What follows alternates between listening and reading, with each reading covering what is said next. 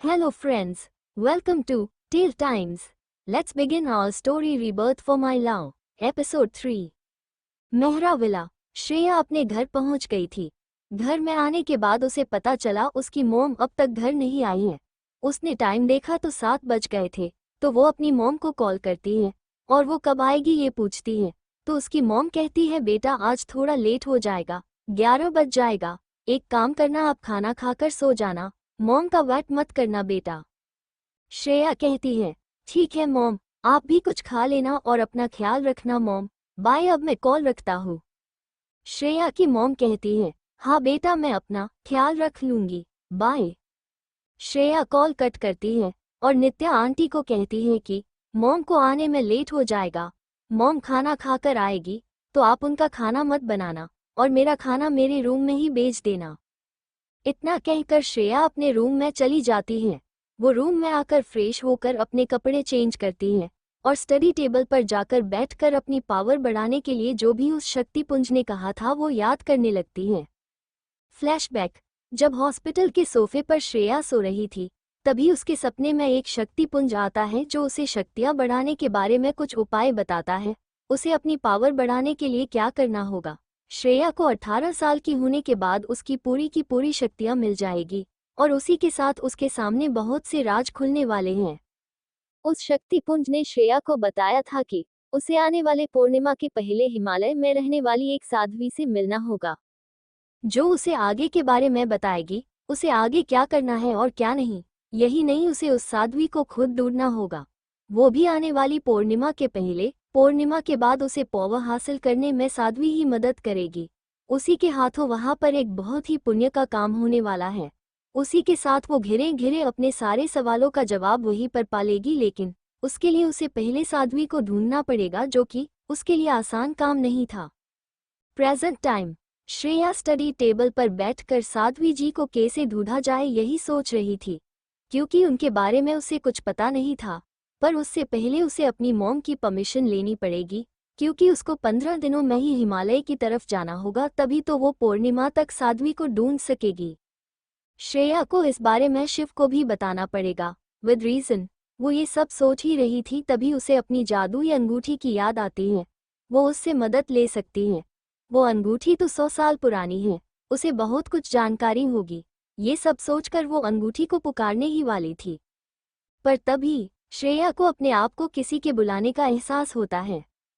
तब उसे पता चलता है कि आलोक जी यानी कि श्रेया के पापा की आत्मा उससे कांटेक्ट करने की कोशिश कर रही है।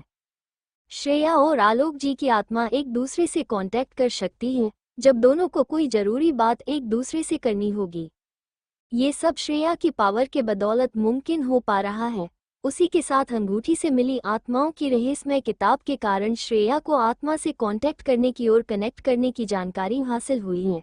इसी के कारण वो और आलोक जी एक दूसरे को कांटेक्ट कर सकते हैं, चाहे वो लोग कितना भी दूर क्यों ना हो। आलोक जी के पास भी अपनी आत्मा वाली शक्ति थी, पर वो उसका अभी कोई उपयोग नहीं कर रहे थे। वो सही टाइम आने पर सही जगह उसका इस्तेमाल करना चाहते थे। श्रेया आलोक जी से कनेक्ट करके उनसे बात करने लगती है। उसे आलोक जी कुछ बताते हैं जिससे श्रेया और भी परेशान हो जाती है। उसे कुछ समझ ही नहीं आता। आलोक जी श्रेया से बातें करके फिर से रेवा, राज और आराधना का पीछा करने चले जाते हैं। इधर जंगल के बीचों बीच एक खंडर जैसी हवेली के सामने 10-12 ब्लैक कार आकर रुकती हैं।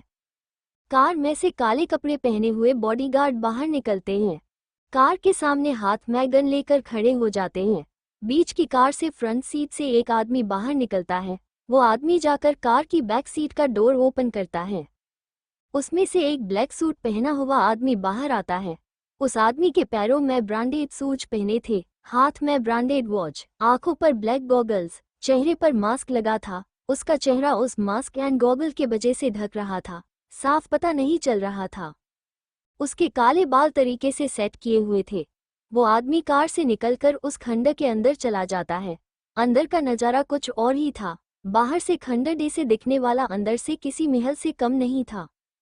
उस आदमी के अंदर जाते ही जो भी लोग अंदर बैठे थे वो खड़े हो जाते हैं और उसके सामने झुककर उसे ग्रीट करते। वो आदमी राजा की तरह उन सब के आगे से जाकर कमरे के बीच में रखे सिंहासन पर जाकर किसी राजा की तरह बैठ जाता है।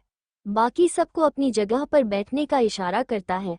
वो लोग बड़ी ही सीरियस फेस के साथ किसी इम्पोर्टेंट बात पर डिस्कशन करते हैं और फिर डे से वो सब वहाँ आए थे ठीक वैसे ही वहाँ से चले जाते हैं। किसी को इस बात की खबर ही नहीं थी कि जंगल के बीच में बने इस खंडर पर क्या हो रहा है। कौन है ये मिस्टीरियस आदमी और उनकी किस बात पर मीटिंग हुई ही? आखिर क्या है इसका मकसद, जानेंगे कहानी के आने वाले अगले चैप्टर में। मेहरा विला। श्रेया आलोक जी की बात सुनकर परेशान हो जाती है। अब उसे इन सब से जल्दी निपटने के लिए अपनी पावर हासिल करना जरूरी था, इसलिए वो अंगूठी की हेल्प लेने की ठान लेती है। तभी उसके रूम का डोर नॉक होता है और बाहर से नित्या आंटी की आवाज़ आती है जो उसके लिए खाना लेकर आई थी। श्रेया स्टडी टेबल से उठकर डोर खोलती है, नित्या जी को अंदर आने को कहती है। वो खाना सोफे के सामने वाले टेबल पर रखकर चली जाती है। श्रेया पहले ही परेशान थी, उस पर से उसे भूख भी लगी थी, इसलिए उसको कुछ सूझ ही नहीं रहा था, तो वो पहले अपना डिनर करने का सोचती है। वो बाथरूम में जाकर हाथ धोकर आती है और अपना डिनर करती है। डिनर करने के बाद वो अपनी रूम में रखी बेल बजाती है, जिससे एक सर्वेंट आकर बचा हुआ खाना और डिश लेकर चला जाता है। उसी के साथ श्रेया के रूम में दूध का ग्लास रखकर चला जाता है। श्रेया शिव से थोड़ी देर बातें करती है, उसके बाद फ़ोन रख देती है। शिव से बातें करने के बाद वो अच्छा महसूस करती है, उसके परेशान मन को थोड़ी राहत मिलती है। बाद में वो अपने हाथ में जहाँ पर उसने वो अंगूठी पहनी थी वहाँ पर रब करती है। उसी के साथ उसके कानों में अंगूठी की आवाज़ आती है जो उससे कह रही है, हेलो मास्टर, आपने मुझे कैसे याद किया? कुछ काम है मेरे लिए, बोलो, मैं अभी कर देती हूँ।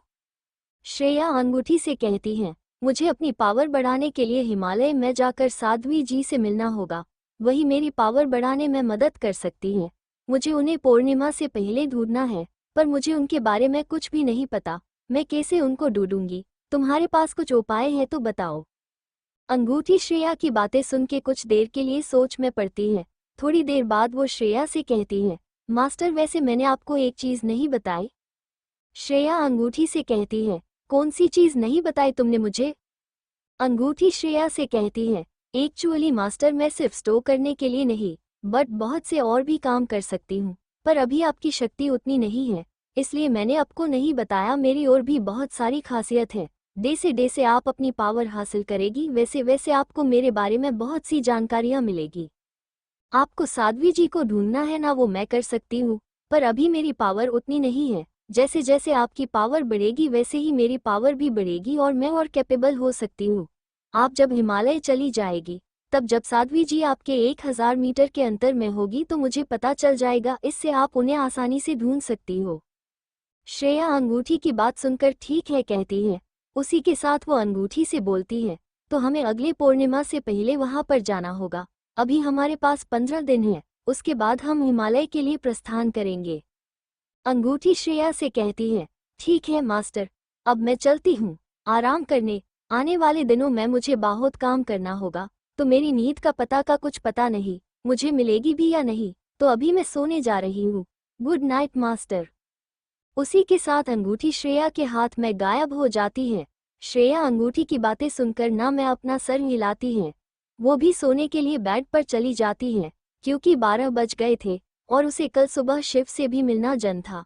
अगर वो अभी नहीं सोई तो कल उसके आंखों के नीचे ब्लैक सर्कल आ जाएंगे और अगर शिव ने इसका कारण पूछा तो वो क्या कहेगी, उससे वो झूठ तो बोल नहीं पाएगी, इसलिए वो इससे अच्छा सोने के लिए चली जाती है। थोड़ी ही देर में वो गहरी नींद में चली जाती है। City hospital. शिव के वार्ड में शिव बैठा ऑफिस के कुछ डॉक्यूमेंट्स पढ़ रहा था। थोड़ी देर डॉक्यूमेंट्स चेक करके उन पर साइन करके उन्हें बेड के साइड टेबल पर रखता है। उसके बाद शिव अपना डिनर करके दवाई लेकर सो जाता है। यूएसए। रात के करीब 2 बजे यूएसए में एक 5 स्टार होटल के एक रूम में रेवा और राज एक आदमी से बात कर रहे थे, जो कि यही कुछ 45 एज का आदमी होगा। उसने अपना पूरा फेस ब्लैक मास्क से कवर किया था। रेवा उस आदमी से कहती है, कब तक आप अपना चेहरा सबसे छुपाकर रखने वाले हो? रेवा के बोलने पर वो आदमी अपने चेहरे पर गंभीर एक्सप्रेशन के साथ कहता है, अभी सही समय नहीं आया है, जब सही समय आ जाएगा तब मैं अपना चेहरा भी नहीं छुपाऊंगा और सबके सामने भी आ जाऊंगा। तुम लोगों को जो काम मैंने करने को कहा है वो हो गया क्या? इस पर राज कहता है, जी बॉस, अपने जो भी कहा है वो सब हो गया है, पर क्या आपको लगता है ये काम वक्त करेगा। वो आदमी अपने चेहरे पर बड़ी ही शातिर मुस्कान के साथ कहता है, काम करेगा, जरूर करेगा। मैंने प्लान है ऐसा बनाया है कि सब मेरे हाथों में होगा, बहुत ही जल्द देखना। उस आदमी की बातें सुनकर राज और रेवा दोनों के चेहरे पर मुस्कान आती है। वो लोग कुछ देर तक ऐसे ही एक दूसरे से अपने काम की बातें करते हैं और अपने अपने रूम में चले जाते हैं। हिमालय हिमालय के पहाड़ी में एक आश्रम में एक दिव्य महिला ध्यान में मग्न थी। उसी समय उसे कुछ संकेत मिलते हैं। उससे उसके चेहरे पर एक छोटी सी मुस्कान आ जाती है। वो महिला कोई महान साध्वी लग रही थी। वो अपनी आंखों को खोलती है और अपने शिष्य परशुराम को बुलाती है। उससे आने वाले मेहमानों की स्वागत की तैयारी करने को कहती है। बहुत ही जल्द वहां पर किसी का आगमन होने वाला था। शायद जो वहां आने वाला हो, उसका वो साध्वी बरसों से इंतजार कर रही थी। जल्द ही उसका वो बरसों का इंतजार पूरा होने वाला था। साध्वी जी की बातें सुनकर उनका शिष्य उनसे कहता है, गुरु माँ, क्या वो आने वाली हैं?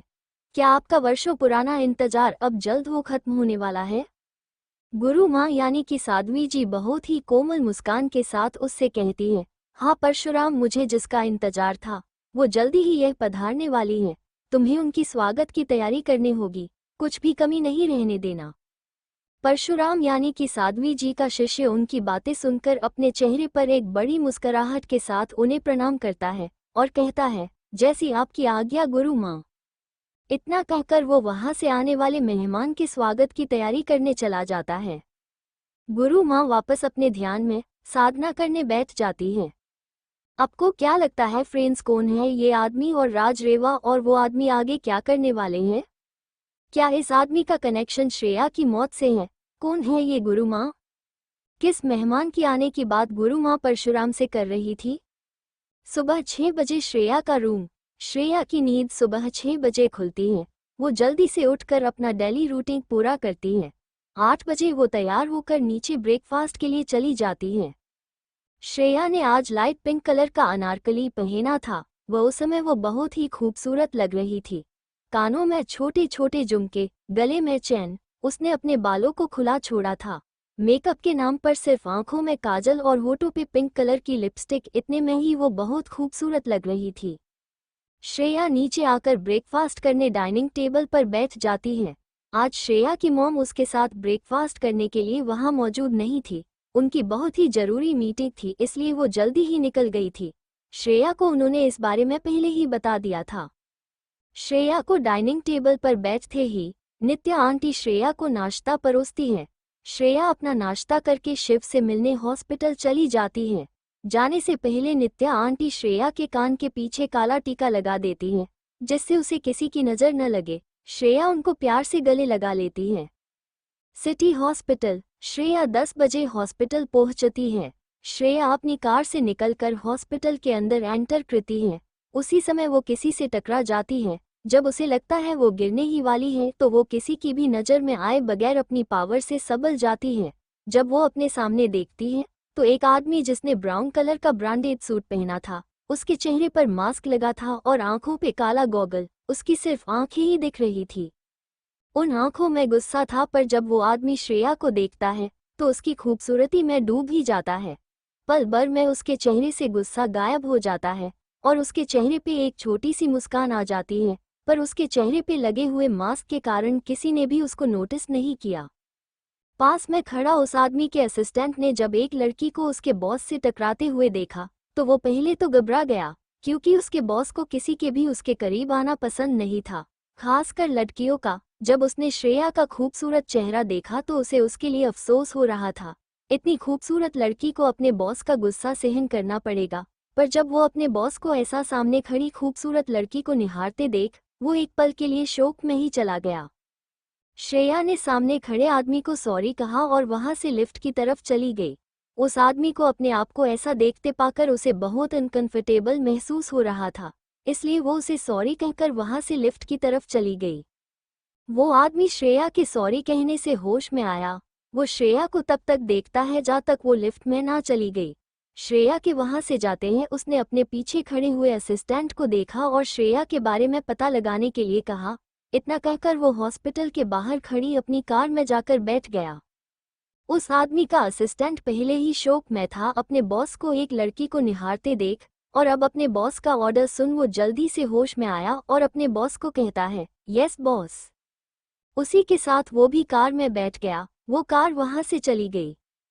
श्रेया खुद को नॉर्मल कर शिव के वार्ड के बाहर पहुंचती है। वो वार्ड का गेट खोलकर अंदर जाती है तो उसकी नज़र बेड पर बैठे अपने ऑफिस का काम करते हुए शिव पर पड़ जाती है। उसी के साथ राघव भी वहां पर मौजूद था। वो लोग किसी बात पर डिस्कशन कर रहे थे। वार्ड का गेट खुलते ही उन दोनों का ध्यान गेट की तरफ जाता है। जब वो दोनों श्रेया को देखते हैं तो अपना डिस्कशन बंद करते हैं। शिव राघव को बाहर जाने के लिए कहता है। राघव भी शिव के कहने पर श्रेया को स्माइल पास कर रूम के बाहर चला जाता है। राघव के वहां से जाते ही शिव श्रेया को अपने पास बुलाता है। श्रेया भी शिव के कहने पर उसके पास जाकर बेड के पास रखी साइड टेबल पर बैठ जाती है। श्रेया शिव की तरफ देखकर नाराजगी से कहती है, आप अभी तक पूरी तरह से ठीक भी नहीं हुए हो और अपने अभी से काम करना चालू कर दिया। क्या काम कहीं भागा जा रहा है? आप ना अपना बिल्कुल भी ख्याल नहीं रखते। श्रेया के ऐसे खुद पर बीबीओ डे से बर्ताव करने पर शिव के चेहरे पर स्माइल आती है, पर वो उसे जल्दी ही छुपा देता है। अगर श्रेया ने देख लिया तो वो उससे गुस्सा हो जाएगी। शिव उससे कहता है, अभी मैं बिल्कुल ठीक हूँ जान, वैसे भी बहुत ही जरूरी काम था बस इसलिए। वैसे आई लाइक इट जैन, तुम तो अभी से बीबीओ की तरह बर्ताव करने लगी हो। शिव श्रेया को टीच करते हुए कहता है, वैसे भी मैं बहुत खुश हूँ, मुझे तुम्हारे ऐसे मेरे ऊपर हक जताने से मुझे कोई प्रॉब्लम नहीं है। श्रेया शिव की बातें सुनकर शर्मा जाती है। वो उससे अपनी नज़रें चुराने लगती है। शिव जब श्रेया को ऐसे अपने आप से नज़रें चुराते हुए और शर्माते हुए देखता है तो वो उसे टीच करना बंद करता है। नॉर्मली उसके साथ बातें करने लगता है। श्रेया भी अब नॉर्मल होकर शिव से बातें करने लगती है। बड़ी ही बातों में शिव श्रेया से कहता है, जान मुझे अगले हफ्ते यूएसए जाना होगा, इम्पोर्टेंट काम आ गया है। श्रेया का चेहरा शिव की बातें सुनकर उतर जाता है। वो शिव से पूछती है, कितने दिन के लिए आप जा रहे हो?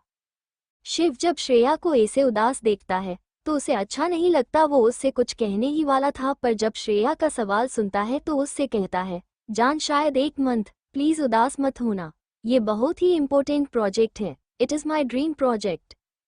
शिव के 1 मंथ खुद से दूर जाने से श्रेया को बुरा लगता है, पर जब वो ये शिव का ड्रीम प्रोजेक्ट है ये सुनने के बाद वो अपने चेहरे पर मुस्कुराहट लेकर कहती है, ठीक है आप जा सकते हो, पर मेरी एक कंडीशन है।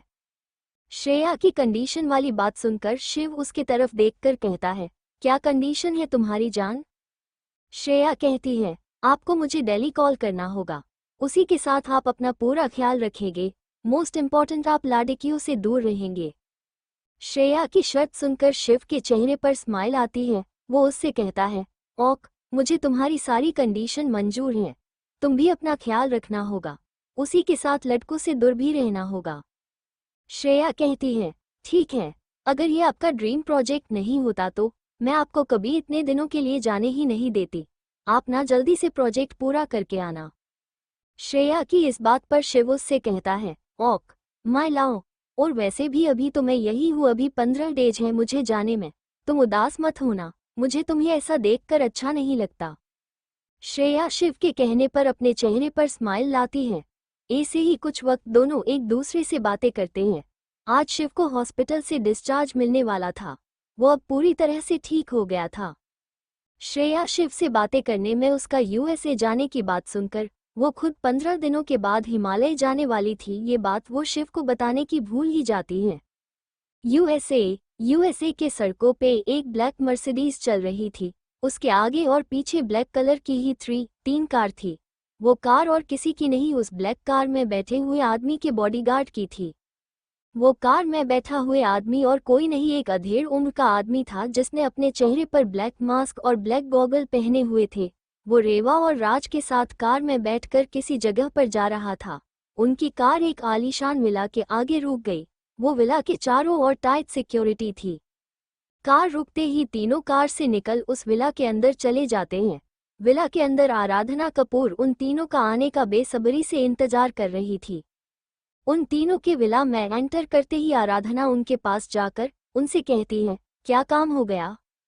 इस पर वो तीनों अपने चेहरे पर बड़ी एक मुस्कान के साथ हाँ में सर हिलाते हैं। उनके हाँ कहने पर आराधना कपूर के खुशी का कोई ठिकाना ही नहीं था। वो भी खुश हो जाती है और उस मास्क पहने हुए अधेड़ उम्र के आदमी को गले लगा लेती है। वो आदमी भी उसे मुस्कराते हुए गले लगा लेता है।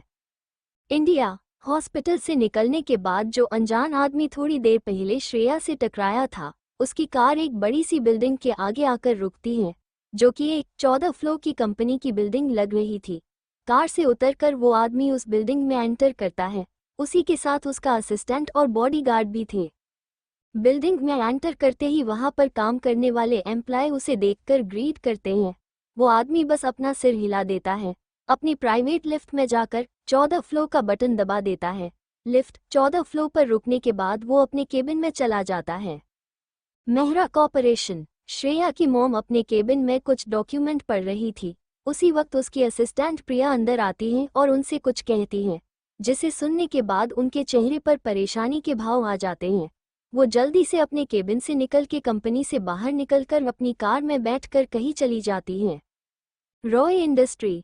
अनजान आदमी जो थोड़ी देर पहले श्रेया से हॉस्पिटल में टकराया था, हॉस्पिटल से निकलने के बाद वो जिस बिल्डिंग में गया था वो और कोई नहीं बल्कि रॉय इंडस्ट्री का सीईओ है। उसका नाम आदित्य रॉय है। रॉय इंडस्ट्री इंडिया में टॉप 2 में है। सिंघानिया इंडस्ट्री के बाद इंडिया में सबसे बड़ी रॉय कॉर्पोरेशन है। आदित्य रॉय हमेशा ही अपने चेहरे को मास्क के पीछे छुपा के रखता है। उसके पीछे भी एक वजह है। आदित्य रॉय दिखने में किसी हीरो से कम नहीं। काली आंखें, ब्राउन बाल, गोरा रंग, इनके लुक किसी बॉलीवुड के हीरो को भी पीछे छोड़ दे, पर शिव से कम हैंडसम है। आदित्य रॉय अपने केबिन में बैठकर एक फाइल पढ़ रहा था। तभी उसका असिस्टेंट अंदर आता है। आदित्य से कहता है, बॉस, हमारी यूएसए वाली ब्रांच में कुछ प्रॉब्लम आ रही है। कंपनी का डाटा वहां से लीक हो रहा है। ये सब कौन कर रहा है, कुछ पता नहीं चल रहा है। अब आपको वहां पर जाना होगा, नहीं तो बहुत नुकसान होगा। अपनी असिस्टेंट की बात सुनकर आदित्य रॉय बड़े ही सीरियस फेस के साथ उससे कहता है, ठीक है, यूएसए जाने की तैयारी करो, हम कल ही वहां जा रहे हैं। सबको इन्फॉर्म करो और मुझे हर एक जो शक के घेरे में है उसकी पूरी इन्फॉर्मेशन चाहिए। उसका असिस्टेंट उसकी बात सुनकर कहता है, जी बॉस, सब हो जाएगा। असिस्टेंट के और कुछ बोलने से पहले ही आदित्य स्ट्रिक्ट टोन में कहता है, गलती की कोई गुंजाइश नहीं होनी चाहिए। असिस्टेंट के चेहरे पे पसीने की बूंद आ जाती है। वो जी बॉस के कर वहां से चला जाता है। आदित्य के केबिन के बाहर आकर वो एक राहत की सांस लेता है और खुद से ही कहता है, बच गया आज तो, नहीं तो पता नहीं सर का गुस्सा कहाँ पर फूटता। चल वरुण, लग जा काम पर। आदित्य रॉय के असिस्टेंट का नाम अरुण है। ये और आदित्य एक ही कॉलेज में पढ़ते थे। आदित्य और इसकी मुलाकात कॉलेज वी में ही हुई थी। दोनों बच्चे दोस्त हैं, पर ऑफिस में आदित्य सिर्फ इनका बॉस और ये आदित्य के असिस्टेंट।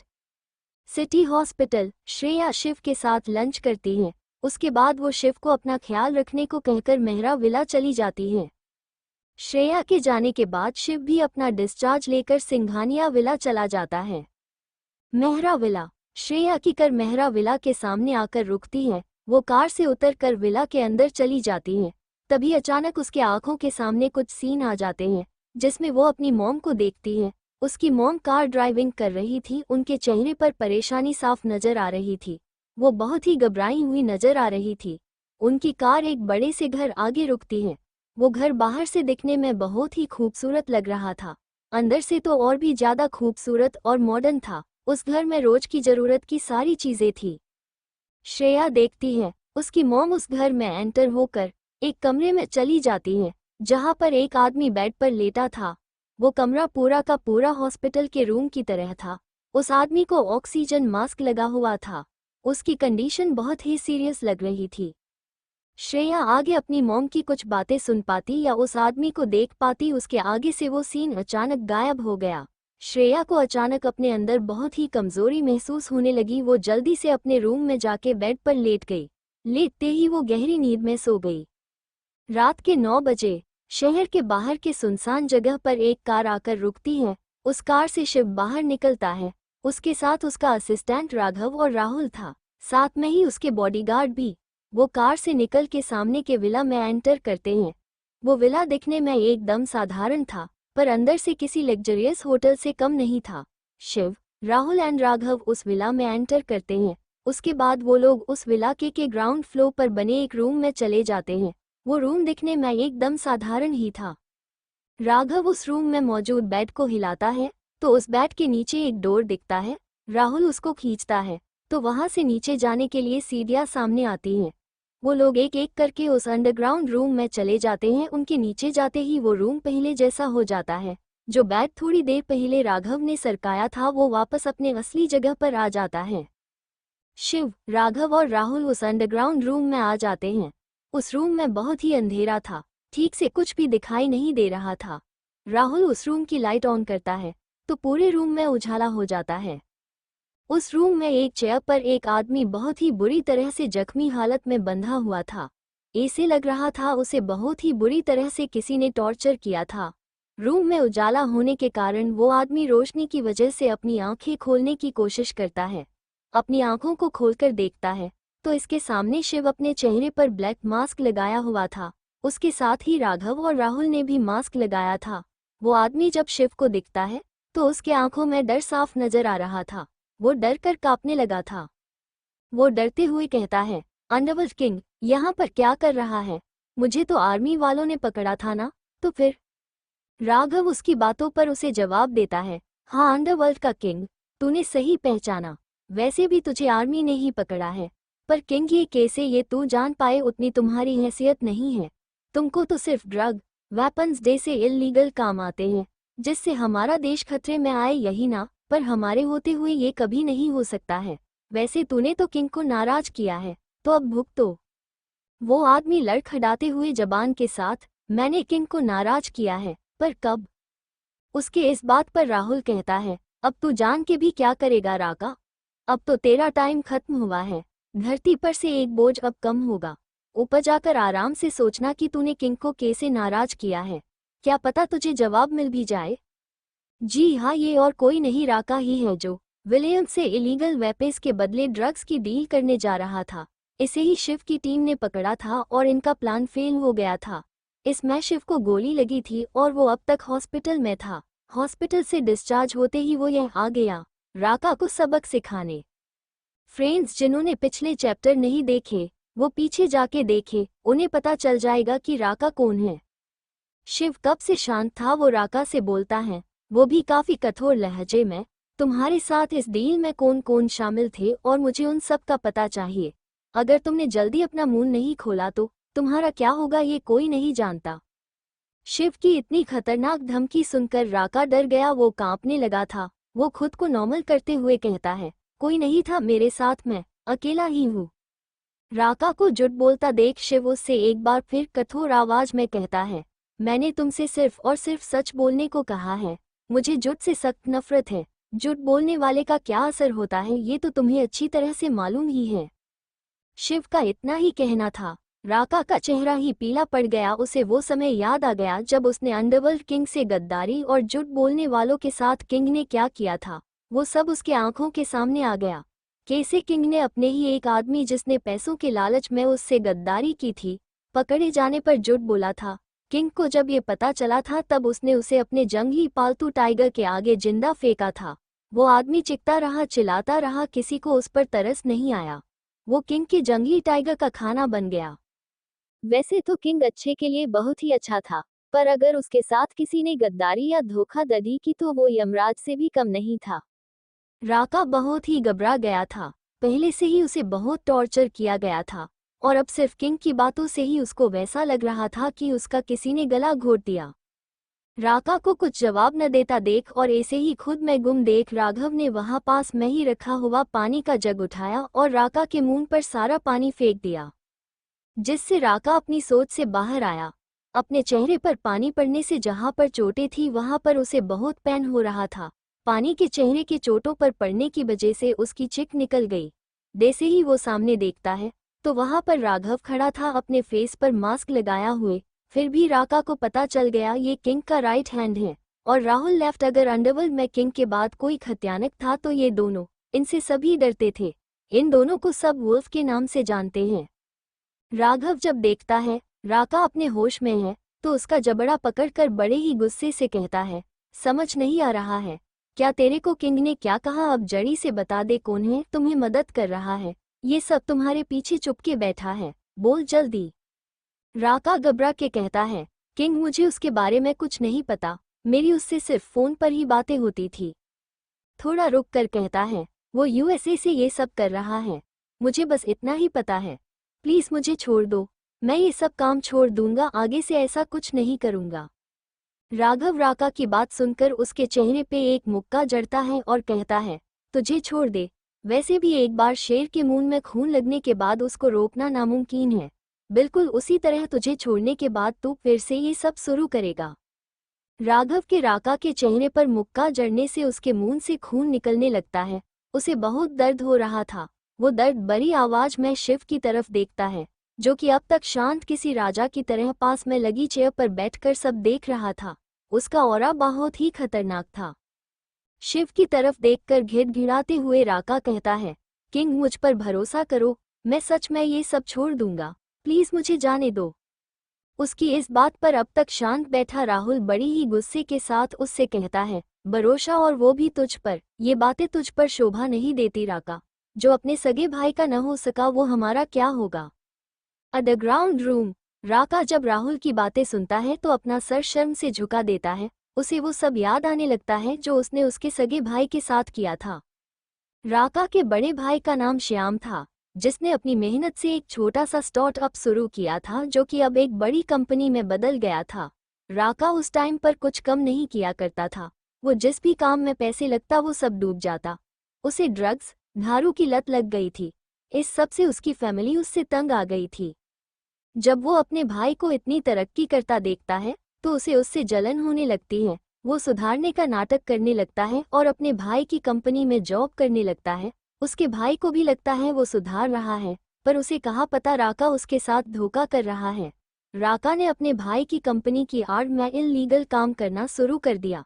उसने अपने भाई के नाम पर बहुत सा पैसा भी लाइन ले रखा, भाई को बिना पता लगाए। जब ये सब घोटाला सामने आया तो राका ने अपने हाथ पीछे ले लिए और अपने ही सगे भाई को इन सब में फंसा दिया। उसका भाई चीख कर कह दिया रहा था, मैंने ऐसा कुछ नहीं किया, मैं निर्दोष हूँ, पर सारे सबूत उसके खिलाफ होने से उसे जेल हो गई। उसके घर में जब ये सब पता चला तो उसकी मॉम ये सब से नहीं पाई और हार्ट अटैक की वजह से उनकी डेथ हो गई। जब इस सब के पीछे राका का ही हाथ है, ये सब उसके पापा को पता चला तो वो उसे जेल में डालने के लिए पुलिस स्टेशन में सारे सबूतों के साथ जा रहा थे। तभी राका ने उनका एक्सीडेंट करके उनको मार डाला।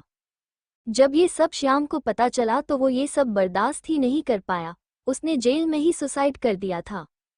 राका को ऐसे अपना सिर नीचे करते हुए देखकर राघव आगे आकर उससे कहता है, अरे अब सर नीचे करने से क्या फायदा, तूने तो अपने सगे बाप और भाई को नहीं छोड़ा, तो उनका न हो सका तो हम तुझ पर कैसा भरोसा करे।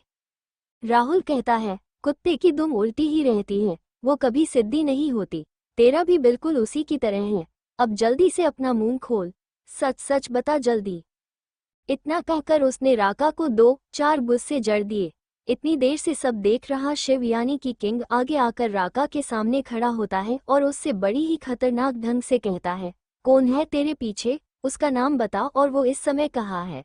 तुझे कैसे पता वो यूएसए में से तुझे कॉल आते हैं, बोल जल्दी। शिव की बातें सुनते ही राका की रीढ़ की हड्डी कांपने लगी, उसका पूरा चेहरा पसीने से भर गया। उसे पता चल गया था अब उसके पास सच बताने के अलावा कोई और चांस नहीं है। अगर किंग अपने पर आ गया तो उसे तड़पा तड़पा के मारेंगे। वैसे भी वो अभी इस हालत में नहीं था कि और दर्द सहन कर सके, इससे तो अच्छा उसे मरना पसंद था। राका किंग की तरफ देखकर अपनी कांपती हुई जबान के साथ कहता है, किंग वो मैं एक डील के लिए उससे मिलने गया था, तब मेरी उससे पहली बार मुलाकात हुई। इससे पहले हम बस कॉल पर ही बातें करते थे, पर मैंने उसका चेहरा नहीं देखा। उसने अपने चेहरे पर ब्लैक मास्क लगाया था, उसके साथ उसके आंखों पर भी काला चश्मा था। वो करीब 45 के आंच का होगा। राका थोड़ी देर रुककर गहरी सांस लेकर आगे कहता है, उसका ऑरा बहुत ही खतरनाक था। उसने ही मुझे ये डील विलियम के साथ करने के लिए कहा था। उसके बाद वो इंडिया में वो बहुत ही बड़ा कुछ करने वाला है। मुझे इसके बारे में कुछ जानकारी नहीं है। डील सही तरह से होने के बाद वो मुझे बताने वाला था। वो मुझे जब भी कांटेक्ट करना हो तो ही बार अलग अलग नंबर से कॉल करता था। किंग मुझे उसके बारे में बस इतना ही पता है, वो जो भी करता है वो सब यूएसए में रहकर ही करता है। उसके आदमी हर जगह पर फैले हुए हैं। राका की बातें सुनकर शिव किसी गहरी सोच में जाता है। उसे तो बस यही ट्रिगर कर रहा था कि वो आदमी जो कोई भी है, वो बहुत जल्द इंडिया में कुछ बड़ा करने वाला है। शिव राहुल और राघव का आगे का संभालने का इशारा करके उस रूम से बाहर चला जाता है। शिव का इशारा समझकर वो दोनों एक दूसरे की तरफ देखते हैं। शैतानी मुस्कुराहट के साथ वो राका को देखने लगते हैं। राका उनको इसे खुद को देखता देखकर डर जाता है। उसे कुछ गलत होने का अंदेशा लगता है। राहुल और राघव राका के पास आकर कहते हैं, राका अब तेरा समय खत्म हुआ है, कुछ आखिरी ख्वाहिश है क्या? राहुल आगे की बात को कंप्लीट करते हुए कहता है, कुछ होगी भी तो हम उसे पूरा करने वाले नहीं हैं, तो तू वो अपने पास ही रख। राघव कहता है, वैसे तो सोच रहा होगा, पूरी करनी ही नहीं तो पूछ क्यों रहे हो ही ना। राका की तरफ देखकर राघव आगे कहता है, वो क्या है ना, मैंने सीरियल में देखा था इसे कहते हैं, तो बस पूछ लिया। वैसे भी तेरी आखिरी इच्छा पूरी करने के लिए ये सीरियल थोड़ी है। इतना कहकर वो राहुल को हाई फाई करता है और दोनों हंसने लगते हैं। राका उनकी बातें सुनकर और उन्हें इसे हंसते देखकर कहता है, मैंने आपको सच बता दिया है, तो अब आप मुझे क्या करना चाहते हो? प्लीज मुझे छोड़ दो, वादा करता हूँ ये काम यहीं पर छोड़ दूंगा, आगे ऐसा नहीं करूंगा। राका इतना कहकर उनके सामने अपनी जान की भीख मांगने लगता है, पर उसकी बातों का गिर गिरने का राघव और राहुल पर कोई फर्क नहीं पड़ा। वो दोनों गंभीर चेहरे के साथ कहते, राका तुझे ऐस बड़ी ही अपने जान की भीख मांगने की कोई जरूरत नहीं, क्योंकि उसका कोई फायदा नहीं होने वाला। राहुल कहता है, तेरे पाप का गड़ा बढ़ चुका है, वैसे तुझे बता दूं, तूने अपने भाई के साथ धोखा किया है ना, उसका हिसाब भी तुझे करना पड़ेगा। राका उसकी तरफ असमंजस से देख रहा था। उसे ऐसा देखता पाकर राघव उससे कहता है, श्याम दोस्त था हमारा, तेरी वजह से आज वो इस दुनिया में नहीं है, उसकी मौत का बदला लेना है तुझसे। उद्धरण चिन्ह। राघव, शिव, श्याम बहुत अच्छे दोस्त थे। जब उनको उसके बारे में पता चल गया तब तक बहुत देर हो चुकी थी, सब खत्म हो चुका था। राका से अपने दोस्त का बदला लेने चाहते थे पर सही टाइम का इंतजार कर रहे थे। आज वो सही टाइम आ गया था। राहुल राघव से कहता है, अब बस हो गई बातें, चलो अब इसको अंतिम विदाई देते हैं, और भी काम है, हमें बाहर किंग इंतजार कर रहा होगा हमारा। इतना कहकर वो उस अंडरग्राउंड में ही बने दूसरे रूम में उनके जो गार्ड हैं उन्हें बुलाते हैं और राका को उठाने को कहते हैं। वो गार्ड भी उनका ऑर्डर फॉलो करते हुए राका को उठाकर पास वाले कमरे में ले जाते हैं। उस कमरे के अंदर जाते ही राका की रूह कांप जाती है। उस रूम में पहले ही 2 लोगों को टॉर्चर करके उल्टा लटकाया गया था, उनमें बस थोड़ी ही जान बची होगी। राका को वहां पर ले जाकर एसिड से भरे कंटेनर में ढाला जाता है। एसिड भरे कंटेनर में राका को डालते ही उसकी दर्दनाक चीखें निकल जाती हैं। थोड़ी ही देर में राका की पूरी बॉडी उस एसिड की वजह से गल जाती है। उसी के साथ उसकी चीखें भी शांत हो जाती हैं। राका दुनिया को अलविदा कह गया था। राका को ठिकाने लगाकर राहुल और राघव उस अंडरग्राउंड एरिया से निकल जाते हैं। आपको मैं बता दूं फ्रेंड्स, ये अंडरग्राउंड एरिया में आने का रास्ता जो है वो शिव, राघव, राहुल के लिए अलग और उनके गार्ड के लिए अलग है। गार्ड को शिव, राहुल और राघव कहाँ से आते और कहाँ जाते हैं ये नहीं पता। मेहरा विला। श्रेया अपने रूम में गहरी नींद में सोई हुई थी। वो रात को डिनर के लिए भी नहीं उठी। नित्या आंटी जब उसे डिनर के लिए बुलाने आती हैं, तब श्रेया को वो उसी कपड़े में सोती देखती हैं जो उसने हॉस्पिटल से आते वक्त देखे थे। उन्हें लगा शायद वो बहुत ही ज्यादा थक गई होगी, इसलिए उसने कपड़े भी नहीं चेंज किए, आते ही सो गई। नित्या आंटी श्रेया को उठाने ही वाली थी, पर जब वो उसे इतनी आराम से सोते देखती है तो उनका उसे उठाने का मन ही नहीं होता। वैसे भी श्रेया को उसकी नींद बहुत प्यारी थी, अगर उसकी नींद पूरी न हो तो वो चिड़चिड़ी हो जाती है, इसलिए नित्या आंटी उसे नहीं उठाती। वो उसके माथे पर एक छोटा सा किस कर उसे अच्छे से कंबल से ढककर एक्ट की स्पीड नॉर्मल करके रूम का डोर लगाकर नीचे चली जाती हैं।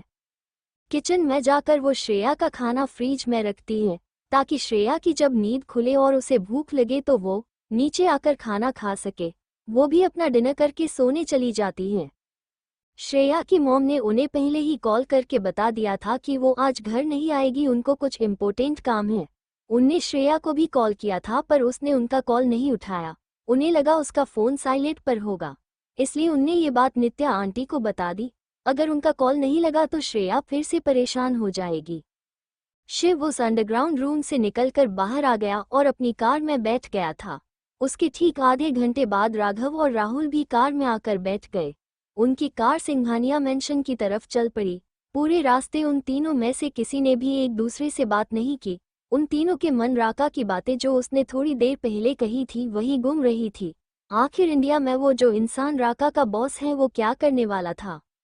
2 घंटे बाद कार सिंघानिया मेंशन के बाहर आकर रुकती है। कार के रुकते ही शिव कार से बाहर निकलकर अपने कमरे में चला जाता है। राघव और राज भी अपने अपने रूम में सोने चले जाते हैं। राज और राहुल का अलग अलग रूम मेंशन में था। जब वो यहाँ रुकते तो उसी रूम में ठहरते। शिव अपने रूम में आकर बेड पर बैठ जाता है। वो बहुत ही परेशान हो गया था। उसे कुछ समझ ही नहीं आ रहा था अब क्या करना है। उसने अपना फोन निकाला श्रेया से बात करने के लिए, लेकिन घड़ी देखी तो उसने 2 बजे है। तो उसने अपना फोन वापस बेड के साइड टेबल पर रखा। वो श्रेया की नींद खराब नहीं करना चाहता था इतनी रात को उसे फोन करके। वो बेड से उठकर बाथरूम में गया। फ्रेश होकर अपने कपड़े चेंज कर लिए थे। उसने बहुत ही कंफर्टेबल नाइट सूट पहना था। वो जाकर बेड पर लेट गया। थोड़ी देर में ही वो गहरी नींद में सो गया। दवाई के असर से और आज दिन भर की भागदौड़ से वो बहुत थक गया था। उससे उसे जल्दी ही नींद आ गई। Next morning, Mehra villa. Shreya की नींद सुबह 6 बजे खुलती है। वो जल्दी से उठकर अपने बेड पर बैठ जाती है। जब वो दीवार पर लगी घड़ी पे टाइम देखती है तो वो शॉक हो जाती है। वो खुद से ही कहती है, कल मुझे वो सब दिखा, उसके बाद मुझे बहुत कमजोरी आई और रूम में आते ही मैं सो गई थी। अभी सुबह के 6 बज रहे हैं। मैं इतनी देर तक कैसे सो सकती हूँ। तभी उसे अपनी मॉम की याद आती है। वो खुद से ही कहती है, मॉम कहाँ है। वो इतनी डरी हुई, परेशान क्यों लग रही थी। वो किस आदमी से मिलने गई थी। मुझे तो उसका चेहरा भी ध्यान से नहीं दिखा। कुछ देखने से पहले ही मुझे बहुत कमजोरी महसूस हो गई और मैं रूम में आते ही सो गई थी।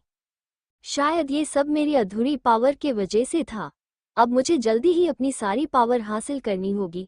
पूर्णिमा के पहले मुझे साध्वी जी को भी ढूंढना है, तभी मैं उनकी मदद से सारी पावर हासिल कर पाऊंगी। उसके बाद मुझे राज, रेवा और आराधना की मदद करने वाले उस मास्टरमाइंड को भी सबक सिखाना है। पापा को अब तक उसके बारे में पता चल चुका होगा। इतना वो अपने मन में वो खुद से ही कहती है। तभी उसे अपनी मॉम का ख्याल आता है। वो जल्दी से बेड से उठकर अपने रूम से बाहर जाकर अपनी मॉम की तरफ चली जाती है। श्रेया उसकी मॉम के रूम का डोर नॉक करती है पर कोई रिस्पॉन्स नहीं देता तो वो अपनी मॉम को आवाज़ देती है, पर तभी कोई आवाज़ नहीं आती। तो वो खुद से ही कहती है, मॉम तो सुबह जल्दी ही उठ जाती है, तो आज आवाज़ क्यों नहीं दे रही है। इतना कहकर वो मॉम के रूम का डोर ज़रा जोर से पुश करती है तो वो खुल जाता है। तो श्रेया रूम में चली जाती है पर उसे अंदर कोई नहीं देखता। तो वो एक बार बाथरूम चेक करती है पर वहाँ पर भी उसकी मॉम उसे नहीं दिखती। तो वो अपनी मॉम के रूम से निकलकर नीचे हॉल में आकर अपनी मॉम को आवाज़ लगाती है। हॉल में सफाई कर रही नित्या आंटी जब उसकी आवाज़ सुनती है तो वो श्रेया के पास जाकर उसे कहती है, क्या हुआ बेटा, आपको कुछ चाहिए। श्रेया नित्या आंटी की बात सुनकर उनसे कहती है, आंटी मॉम कहाँ है। मैं उनके रूम में गई थी, वहाँ पर वो नहीं थी और अभी आवाज़ लगा रही हूँ तभी वो कोई रिस्पॉन्स नहीं दे रही है। इस पर नित्या आंटी उससे कहती है, बेटा वो मैडम जी तो रात को घर नहीं आई थी, उनको कुछ इम्पोर्टेंट काम आ गया था। उनने आपको कॉल किया था पर आपने कॉल ही नहीं उठाया, तो उनने मुझे बता दिया ताकि आप परेशान ना हो। मैं आपको बताने आई थी आपके रूम में और आपको डिनर करने बुलाने भी, पर आप सो रही थी तो मैंने आपको डिस्टर्ब नहीं किया। श्रेया उनकी बात सुनकर उनसे कहती है, ठीक है आंटी, मॉम ने बताया कि वो कब तक आएगी। नित्या आंटी कहती है, शाम तक आएगी ऐसा कहा था मैडम ने। इस पर श्रेया कहती है, ओक आंटी, आप ना आज नाश्ता जल्दी कर देना, मुझे बहुत भूख लगी है, मैं जल्दी से फ्रेश होकर आती हूँ। श्रेया की बात पर नित्या आंटी हाँ कहकर किचन में चली जाती हैं। उनके वहां से जाते ही श्रेया भी अपने रूम में चली जाती है। रूम में आकर वो अपनी मॉम और उस आदमी के बारे में ही सोच रही थी। उसे कुछ समझ नहीं आ रहा था। वो इस बारे में शाम को अपनी मॉम से ही पूछना बेहतर समझती है। उसके बाद वो फ्रेश होने बाथरूम में चली जाती है। फ्रेश होकर वो अपना ड्रेस चेंज कर जल्दी से नीचे ब्रेकफास्ट करने चली जाती है।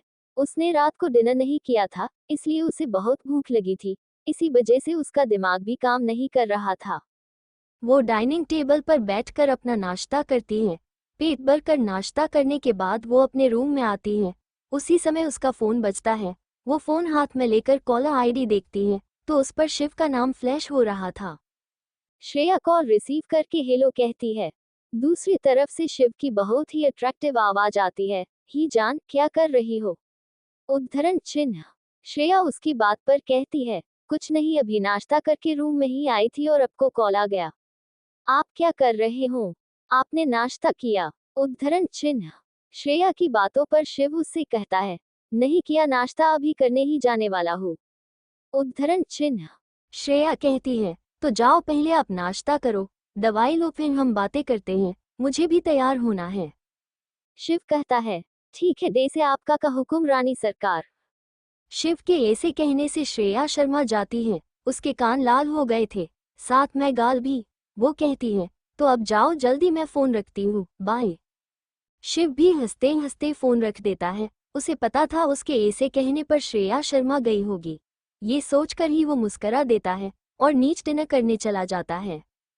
श्रेया फोन रखने बाद आईने के सामने जाकर खड़ी होती है। जब आईने में खुद के लाल गाल और कान को देखती है तो वो खुद से ही कहती है, what's wrong with you Shreya? तू उनकी बस कुछ बात कहने भर से ऐसे शर्मा कैसे सकती है?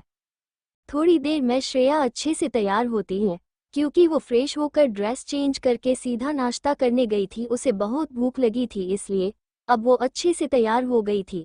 आज श्रेया ने एंकल लेंथ ब्लैक कलर की जीन्स, उसके ऊपर वाइट कलर का क्रॉप टॉप पहना था, बालों को पोनी में बंधा था, चेहरे पे मेकअप के नाम पर काजल, लिपस्टिक लगाई थी। सिर्फ बस इतने में ही बहुत ही ब्यूटीफुल लग रही थी। तैयार होने के बाद वो रूम में ही लगे हुए अपने स्टडी टेबल पर बैठ जाती है और अंगूठी सी मिली हुई मिस्टीरियस किताब पढ़ने लगती है। सिंघानिया विला। डाइनिंग टेबल पर शिव, राहुल और राघव बैठकर अपना नाश्ता शांति से कर रहे थे।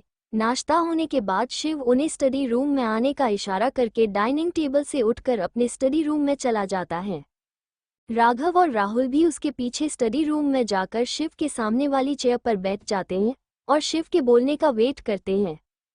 शिव उनकी तरफ देखकर गंभीर चेहरे के साथ कहता है, मैंने राका ने जो भी कहा उस बारे में आर्मी चीफ और रॉ चीफ के साथ बात कर ली है। उन्होंने पूरे आर्मी और रॉ के एजेंट का अलर्ट कर लिया है। जल्दी ही अगर कुछ गड़बड़ लगी तो हमें पता चल जाएगा। राहुल, तुम यही इंडिया में रहकर यह का सब हैंडल करोगे। मैं और राघव यूएसए जा रहे हैं जल्दी ही। शिव की बातों पर राघव कहता है, शिव ये तो पहले ही फिक्स था, हम कंपनी के काम से यूएसए जा रहे हैं ना। इस पर शिव कहता है, हम 15 दिनों के बाद जाने वाले थे पर अब हम 5 दिन जल्दी ही जाना होगा। राघव और राहुल शिव की बातों पर सिर्फ सर हिलाते हैं। वो तीनों थोड़ी देर अपने प्लान के बारे में, कैसे क्या करना है, सब डिस्कस करते हैं। SR villa. ये एसआर विला वही विला है जहां पर सिया की मॉम कल उस आदमी से मिलने आई थी जिसकी बस एक धुंधला का अक्ष श्रेया ने देखा था। उस आदमी का चेहरा अच्छे से देखने से पहले ही वो दृश्य उसके सामने से गायब हो गया था। ये विला शहर के बाहर एक बहुत ही शांत जगह पर है। श्रेया की मॉम इस वक्त आदमी को देख रही थी जो कि इस वक्त बेहोश हालत में बेड पर लेटा था। उसका पूरा चेहरा पीला पड़ा था, उसे ऑक्सीजन मास्क लगाया था। उसकी उम्र यूं ही कोई 45 के आसपास होगी। डॉक्टर ने श्रेया की मॉम को बताया था अब पेशेंट की हालत नॉर्मल है। कल उनकी अचानक तबीयत खराब हो गई थी, इसलिए श्रेया जी परेशानी में जल्दी से उसके पास आई थी और अभी भी उस बिस्तर पर बेहोश हालत में पड़े हुए आदमी का एक हाथ पकड़कर बैठी थी। तभी वहां पर एक मेड आकर उन्हें नाश्ता के लिए बुलाने आती है। उन्होंने रात से कुछ खाया नहीं था। श्रेया की मॉम भी उसके बुलाने पर उस रूम से निकल बाहर चली जाती है नाश्ता करने। वैसे भी अब उस आदमी की हालत स्टेबल थी, वो ऐसा खाना नहीं छोड़ सकती। अगर वो बीमार हो जाती तो वो उस आदमी का ख्याल कैसे रखती, और उन्हें अपनी बेटी की भी चिंता थी, इसलिए वो नीचे जाकर बेमन से ही पर नाश्ता करती है। मेहरा विला। श्रेया अपने रूम में स्टडी टेबल पर बैठ के अंगूठी से मिली हुई मिस्टीरियस किताब पढ़ रही थी। उस किताब के एक पार्ट में उसे अंगूठी के बारे में बहुत सी जानकारियां मिली, वही अंगूठी जो इस वक्त उसके राइट हैंड की उंगली में थी। उस किताब में लिखा था, ये कोई साधारण सी अंगूठी नहीं है, बल्कि ये एक महान तपस्वी साध्वी की अंगूठी है। उन्होंने इसे घोर तप से हासिल किया है, इसमें उनकी सारी शक्तियां हैं। ये जिसके भी पास होगी वो बहुत ही शक्तिशाली होगा, उसे आसानी से कोई भी हरा नहीं पाएगा। इस अंगूठी में लगा हुआ रेड डायमंड कोई ऐसा वैसा डायमंड नहीं है, ये एक स्टार का टुकड़ा है जिसे उस साध्वी ने अपने तप से पवित्र कर कर उसमें अपनी सारी शक्तियां इकट्ठा करी हैं। इस वजह से वो रेड कलर के डायमंड जैसा दिखता है। साथ में ही उस साध्वी ने समाधि लेते समय कहा था कि अब से ये अंगूठी सिर्फ एक मामूली अंगूठी की तरह हो जाएगी, बट जब इसको इसका असली हकदार मिलेगा तब ये धीरे धीरे फिर से पहले जैसी पावरफुल हो जाएगी। पर इसका इस्तेमाल सिर्फ अच्छे कामों के लिए ही किया जा सकेगा।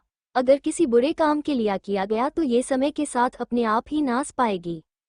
अंगूठी के बारे में इतना पढ़ते ही श्रेया के चेहरे पर एक लंबी मुस्कान आ गई।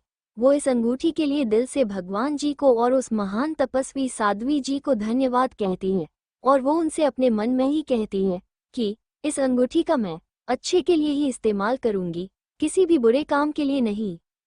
श्रेया अंगूठी की पावर के बारे में आगे पढ़ने ही वाली थी कि तभी उसका मोबाइल पर किसी का कॉल आ गया। तो उसने अपना फ़ोन जो पास में टेबल पर रखा था वो उठाया। उसमें शो हो रही कॉलर आईडी देखकर उसके चेहरे पर एक प्यारी सी मुस्कान खिल गई।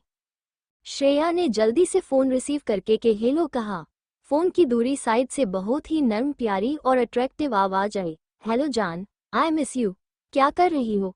तुमको तो मेरी याद ही नहीं आती। ये और कोई नहीं, शिव सिंघानिया है। श्रेया शिव की बात सुनकर उससे कहती है, I miss you to.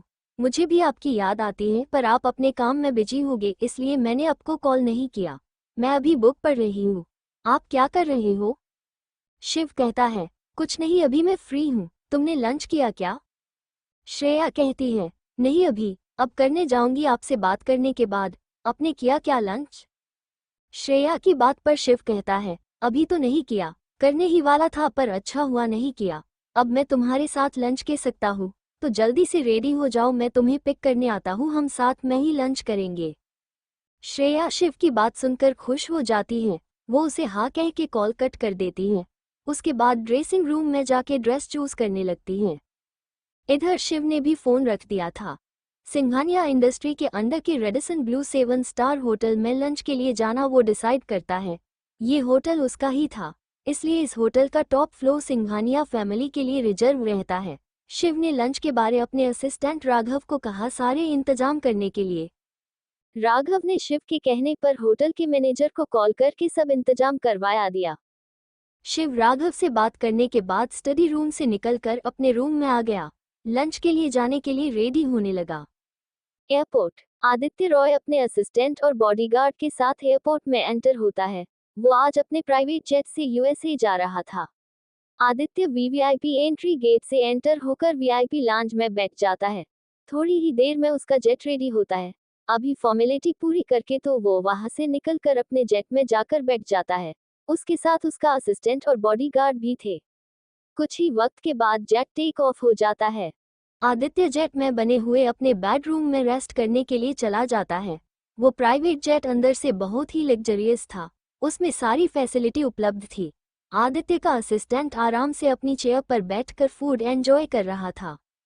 Aditya bed पर लेटकर अपनी आंखें बंद करता है तो उसके सामने श्रेया का चेहरा याद आता है, जिसे याद करके उसे किसी की याद आ जाती है। तो वो खुद से ही कहता है, क्या तुम वही हो जो मैं सोच रहा हूँ, जो मुझे लग रहा है? अगर ये सच है तो ये बहुत ही खुशी की बात है। देखते आखिर तुम हो कौन। अगर तुम वही हो जो मैं सोच रहा हूँ और अगर तुम जिंदा हो तो वो भी जिंदा होगी। मैंने तुम्हारे बारे में इंफॉर्मेशन निकलने को कहा है, वो मुझे जल्दी ही मिल जाएगी। मिलेंगे हम फिर, जब मैं अपना यूएसए का काम पूरा हो जाने पर मैं जल्दी ही इंडिया आऊँगा, तब तक वेट करना। इतना सब वो ऐसा कहता है जैसे श्रेया उसके सामने ही हो और वो उससे बातें कर रहा हो। Los Angeles. एक बहुत ही खूबसूरत मॉडर्न डिजाइन के विला में 4 लोग एक रूम में बैठे थे और कुछ डिस्कस कर रहे थे। आधी रात को वो रूम एक स्टडी रूम था। वो 4 लोग कोई और नहीं, रिया, राज, आराधना कपूर और चौथा वो शख्स जो इनका साथी और मास्टरमाइंड था, जिसका पता लगाने की कोशिश श्रेया और आलोक कपूर कर रहे हैं। उस शख्स ने अभी भी अपना चेहरा एक मास्क से ढका हुआ था। इस वक्त उस रूम का वातावरण बहुत ही तनावपूर्ण था। वो मास्क पहना हुआ अधेड़ उम्र का आदमी जो कि श्रेया के मौत का मास्टरमाइंड और राज, रेवा और आराधना का साथी था, वो इस समय बहुत ही गुस्से में लग रहा था। उसके आसपास का वातावरण अचानक की बहुत डरावना और ठंडा हो गया था। इस वजह रेवा, राज और आराधना भी डरे हुए थे। उस मास्क पहने हुए आदमी ने अपने फोन पर कुछ सुना और वो गुस्से के साथ अपने चेयर पर से खड़ा हो जाता है और अपने कान पे लगे हुए फोन को जमीन पर फेंक देता है। वो बहुत ही गुस्से में लग रहा था। उसने गुस्से में सामने लगे टेबल पर रखा हुआ फ्लावर पॉट उठाकर जमीन पर फेंक देता है, जिससे उस फ्लावर पॉट जमीन पर गिरने से टुकड़े टुकड़े हो गए। ये सब देखकर रेवा ने डर के मारे अपनी आंखों को बंद कर दिया और राज को कस के पकड़ लिया। राज खुद भी बहुत डरा हुआ था, पर उसने अपने चेहरे पर कुछ शो नहीं किया। उसने रेवा को टाइटली पकड़ लिया और उसे धीर देना लगा। आराधना तो डर के मारे अपनी चेयर से खड़ी होकर उसके पीछे छुप गई। उसे पता था जब भी उनके उस मास्क पहने हुए साथी का कुछ काम उसके मन के मुताबिक ना हो तो वो अपने गुस्से में काबू नहीं कर पाता, तो वो अपने सामने जो भी चीज़ हो उसके ऊपर अपना गुस्सा निकलता था। वो मास्क पहना हुआ आदमी उस कमरे में मौजूद चीजें एक के बाद एक नीचे फर्श पर फेंक देता, जिससे वो चीज़ एक आवाज के साथ फर्श पर गिरकर टूट जाती। उसी के साथ रेवा की पकड़ राज पर और भी कस जाती। वो दोनों भी आराधना को छुपे देख के खुद भी उसी की तरह उस स्टडी रूम में लग बड़े से सोफे के पीछे छुप जाते हैं। उस आदमी ने अब तक उस स्टडी रूम में मौजूद सारी चीजें, जो कि बहुत ही महंगी थी, जो थोड़ी देर पहले बहुत ही अट्रैक्टिव और ब्यूटीफुल लग रही थी, उस रूम की शोभा बढ़ा रही थी, साथ में उस रूम को अलग ही रिच लुक दे रही थी। अब वो मिट्टी में मिल चुकी थी। वो स्टडी रूम अब एक कबाड़ खाना बन गया था। पर उस आदमी का गुस्सा खत्म होने का नाम ही नहीं ले रहा था। वो गुस्से के साथ उस स्टडी रूम से बाहर निकलकर विला के भी बाहर निकलकर बाहर खड़ी हुई अपनी कार में बैठकर कहीं चला जाता है। वो बहुत ही गुस्से में लग रहा था। उस मास्क पहने हुए आदमी के बाहर जाते ही राज, रेवा और आराधना कपूर जहां पर छुप के बैठे थे वहां से बाहर निकलते हैं और एक चैन की सांस लेते हैं, जिसे बहुत बड़े संकट से बच गए हो। जब वो तीनों उस रूम का हाल देखते हैं तो तीनों ही अपना सर पकड़ लेते हैं। वो तीनों का अब उस रूम में कुछ काम नहीं था, इसलिए वो तीनों उस रूम से निकलकर उस विला में मौजूद अपने अपने रूम में चले जाते हैं। मेहरा विला। श्रेया का बेड जो इस वक्त कपड़ों के ढेर से भरा हुआ था और श्रेया अपना सर पकड़ पर बेड के पास लगे हुए सोफे पर बैठी थी। उसे समझ ही नहीं आ रहा था कि वो कौन सी ड्रेस पहने। नित्या आंटी कुछ काम से श्रेया के रूम में आती हैं और वो जब रूम की हालत देखती हैं, खासकर बेड पर लगे कपड़ों की, तो वो शौक हो जाती हैं। वो रूम में इधर उधर अपनी नजरें घूमती हैं तो उन्हें श्रेया सोफे पे अपना सर पकड़ हुई नजर आई, साथ ही मैं वो बेड पर लगे कपड़ों के ढेर को घूर कर देख रही थी। नित्या आंटी समझ जाती हैं कि श्रेया कहीं बाहर जा रही है और उसे समझ ही नहीं आ रहा है वो कौन सा ड्रेस पहन कर जाए।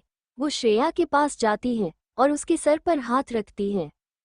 श्रेया किसी का हाथ अपने सर पर महसूस करती है तो वो उनकी तरफ देखती है। जब वो अपने पास खड़ी नित्या आंटी को देखती है तो उसकी आंखों में चमक आ जाती है। वो जल्दी से सोफे से उठकर नित्या आंटी का हाथ पकड़कर उन्हें बेड के पास ले जाकर कपड़ों की तरफ इशारा करती है और उनसे बहुत ही प्यारी आवाज में अपनी आंखों को गोल गोल घुमा के कहती है, अच्छा हुआ आंटी आप आ गए। मुझे आज लंच के लिए फ्रेंड के साथ बाहर जाना है, पर देखिए ना, मुझे कुछ समझ ही नहीं आ रहा है कि मैं क्या पहनूं। प्लीज आप मेरी हेल्प कर दो ना। नित्या आंटी जो एक बार अपने सामने के कपड़ों के ढेर को देखती है, उसके बाद वो श्रेया की तरफ देखती है जो कि अपनी आंखों में चमक लिए उनको देख रही थी। उसे वो किसी देवता से कम नहीं लग रही थी जो इस घोर संकट से उसे बचाएगी। इस समय वो बहुत ही मासूम और क्यूट लग रही थी। नित्या आंटी श्रेया के सर को सहला देती है और वो श्रेया से कहती है, ठीक है बेटा, मैं आपको कपड़े चूज करने में मदद करती हूँ। मुझे पता है आप कभी अपने आप कपड़े चूज ही नहीं कर पाती हैं। थोड़ा रुककर वो कपड़ों के ढेर की तरफ देखती है, फिर श्रेया की तरफ देखकर कहती है, कोई बात नहीं बेटा, आपकी नित्या आंटी है ना अपनी प्यारी बेटी की मदद करने के लिए। श्रेया उनकी बातें सुनकर अपने चेहरे पर बड़ी सी मुस्कान के साथ उन्हें हग करती है। जल्दी से अलग होकर उन्हें जल्दी से अपने लिए कपड़े चूज करने को कहती हैं।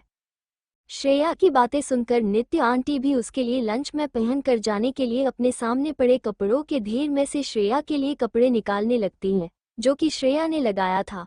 उसे कुछ समझ नहीं आ रहा था कि वो क्या पहने, तो उसने सारी अलमीरा में लगे हुए कपड़े ही बेड पर लाकर रख दिए। नित्या आंटी उन कपड़ों में से एक बहुत ही खूबसूरत फ्रॉक सूट निकलकर उसे देती हैं, जो कि फैंट ब्लू कलर का था।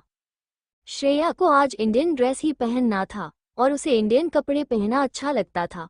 वो वेस्टर्न कपड़े भी पहनती थी, पर आज वो शिव के साथ लंच डेट पर जाने वाली थी और शिव को उसे ज़्यादातर इंडियन ड्रेस में ही देखना अच्छा लगता था।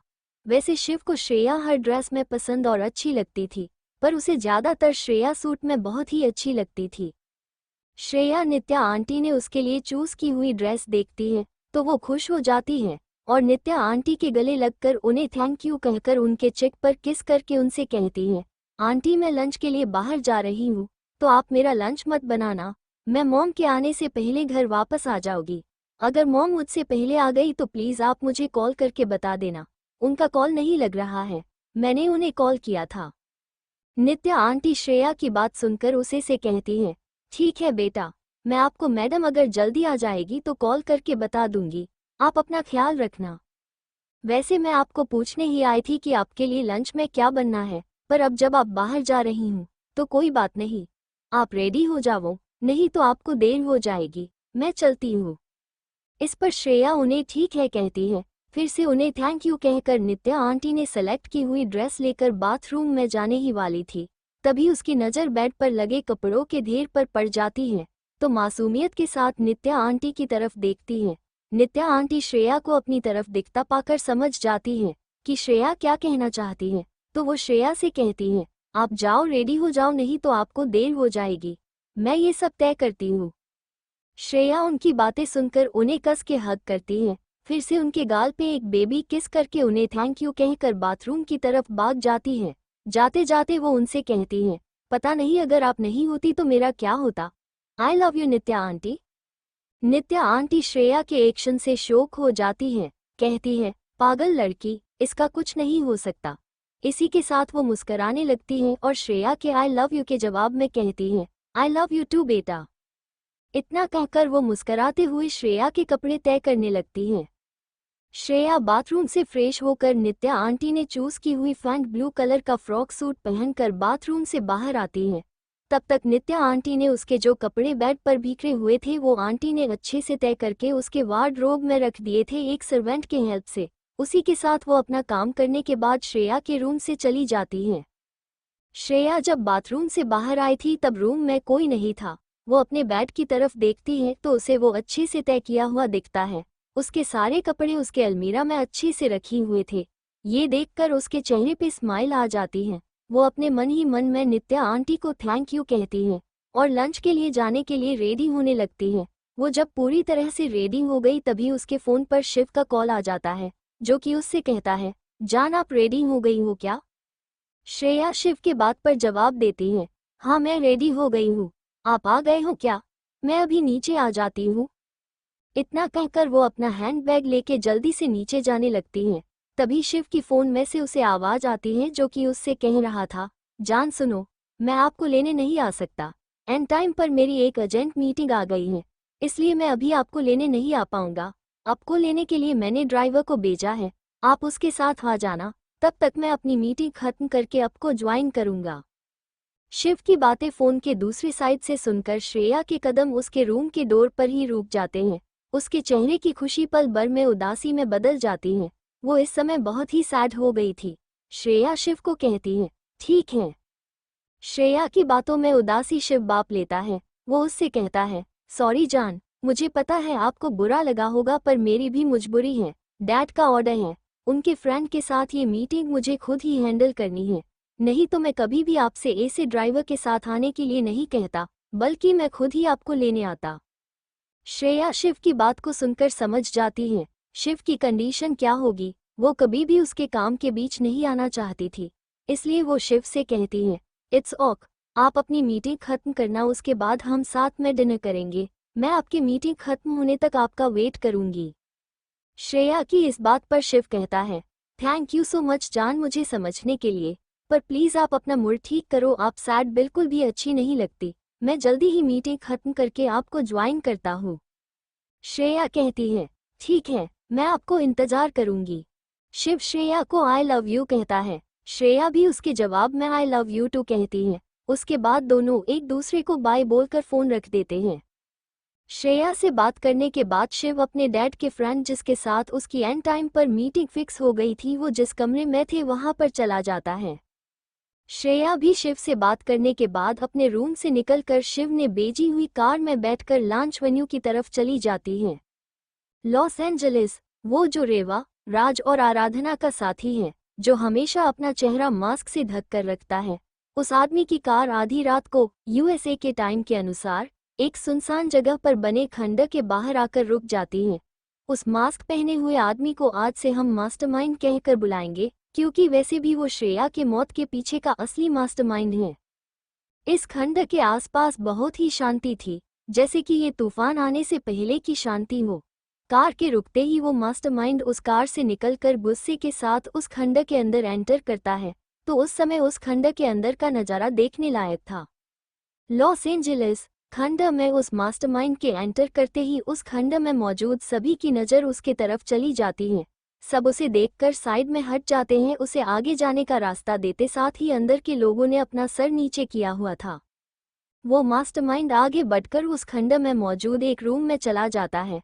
उस रूम में बहुत ही अंधेरा था, कुछ भी साफ से दिखाई नहीं दे रहा था, पर मास्टरमाइंड के उस रूम में कदम रखते हैं उस रूम में उजाला हो जाता है। उस रूम में अब सब साफ दिखाई दे रहा था। उस रूम का नज़ारा बहुत ही खतरनाक था। वहां पर दो लोगों को बहुत ही बुरी तरह से टॉर्चर किया था।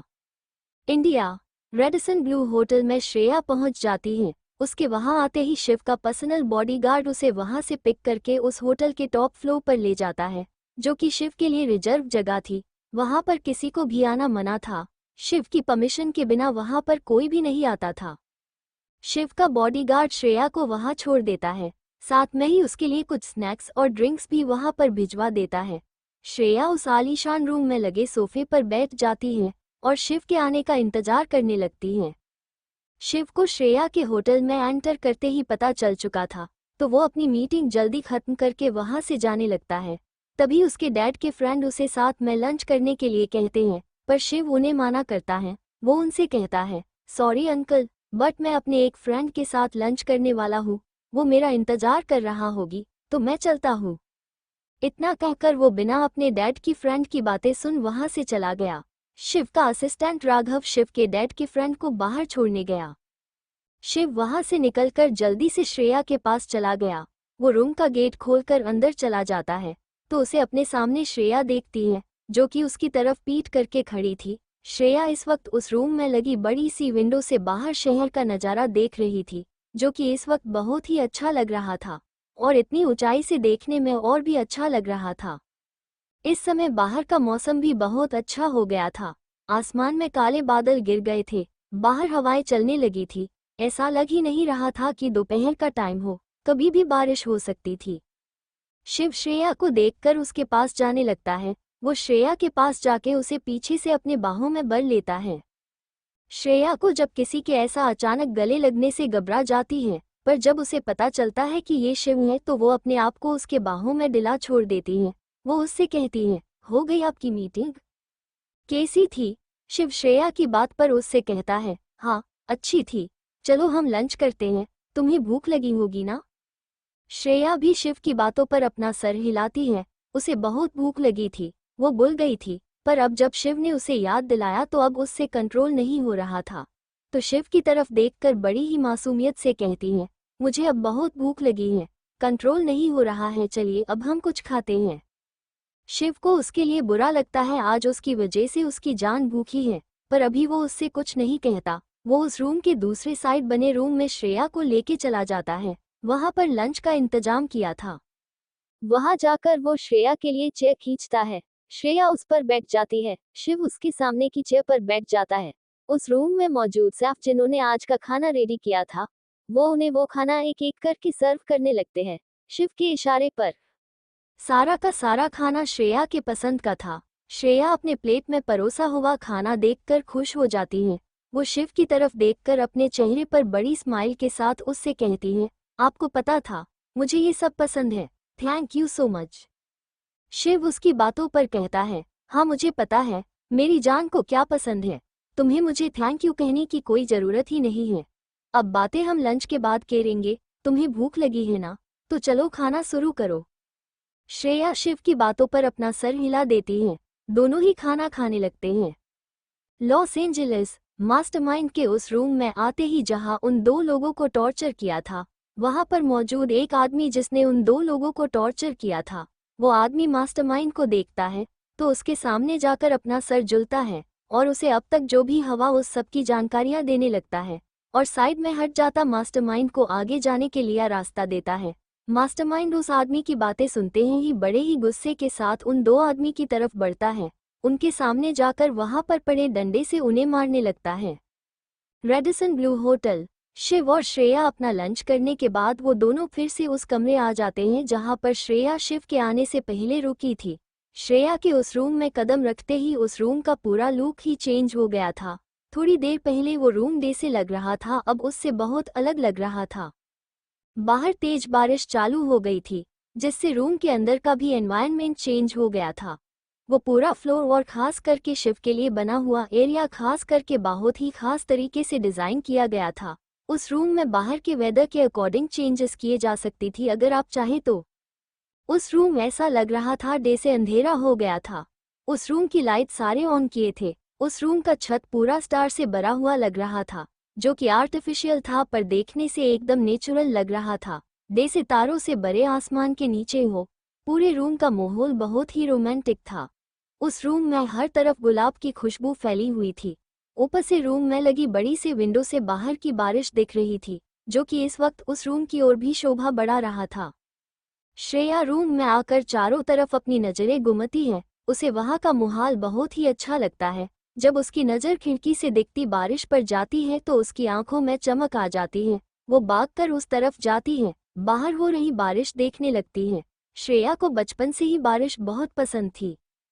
श्रेया को बारिश को देखकर उसमें भीगने की इच्छा होती है तो वो उस रूम में इधर उधर देखती है तो उसे विंडो से लगकर थोड़ी दूरी पर एक डोर दिखता है जो कि बालकनी का था।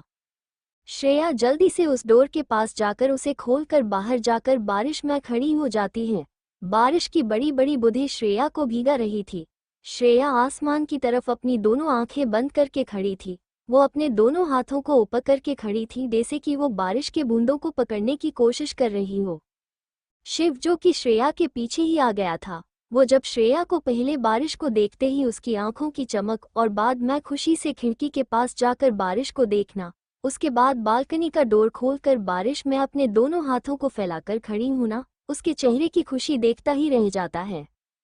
श्रेया की ड्रेस पूरी तरह से उसके शरीर से चिपक गई थी, उसके वजह से उसकी बॉडी का शेप अच्छी तरह से उभर कर दिख रहा था।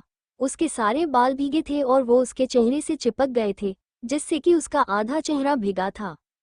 शिव की नज़र जब श्रेया के चेहरे पे पड़ती बारिश की बूंद का उसके सर से होकर होठों पर से नीचे उसकी गर्दन से होते हुए जाते देखता है तो उसका गला सूखने लगता है। उसे उसकी बॉडी में अलग ही एहसास होने लगता है। वो अपनी नज़र श्रेया से हटा के दूसरी तरफ देखने लगता है पर वो फिर से श्रेया की आवाज़ से उसके तरफ देखने लगता है। श्रेया जो बारिश का आनंद ले रही थी, वो जब शिव को बालकनी के डोर पर खड़ा देखती है तो वो उसे अपने पास बुलाती है। उसके चेहरे पर इस वक्त दुनिया भर की खुशी थी, जैसे उसे उसकी सबसे पसंदीदा चीज़ मिली हो।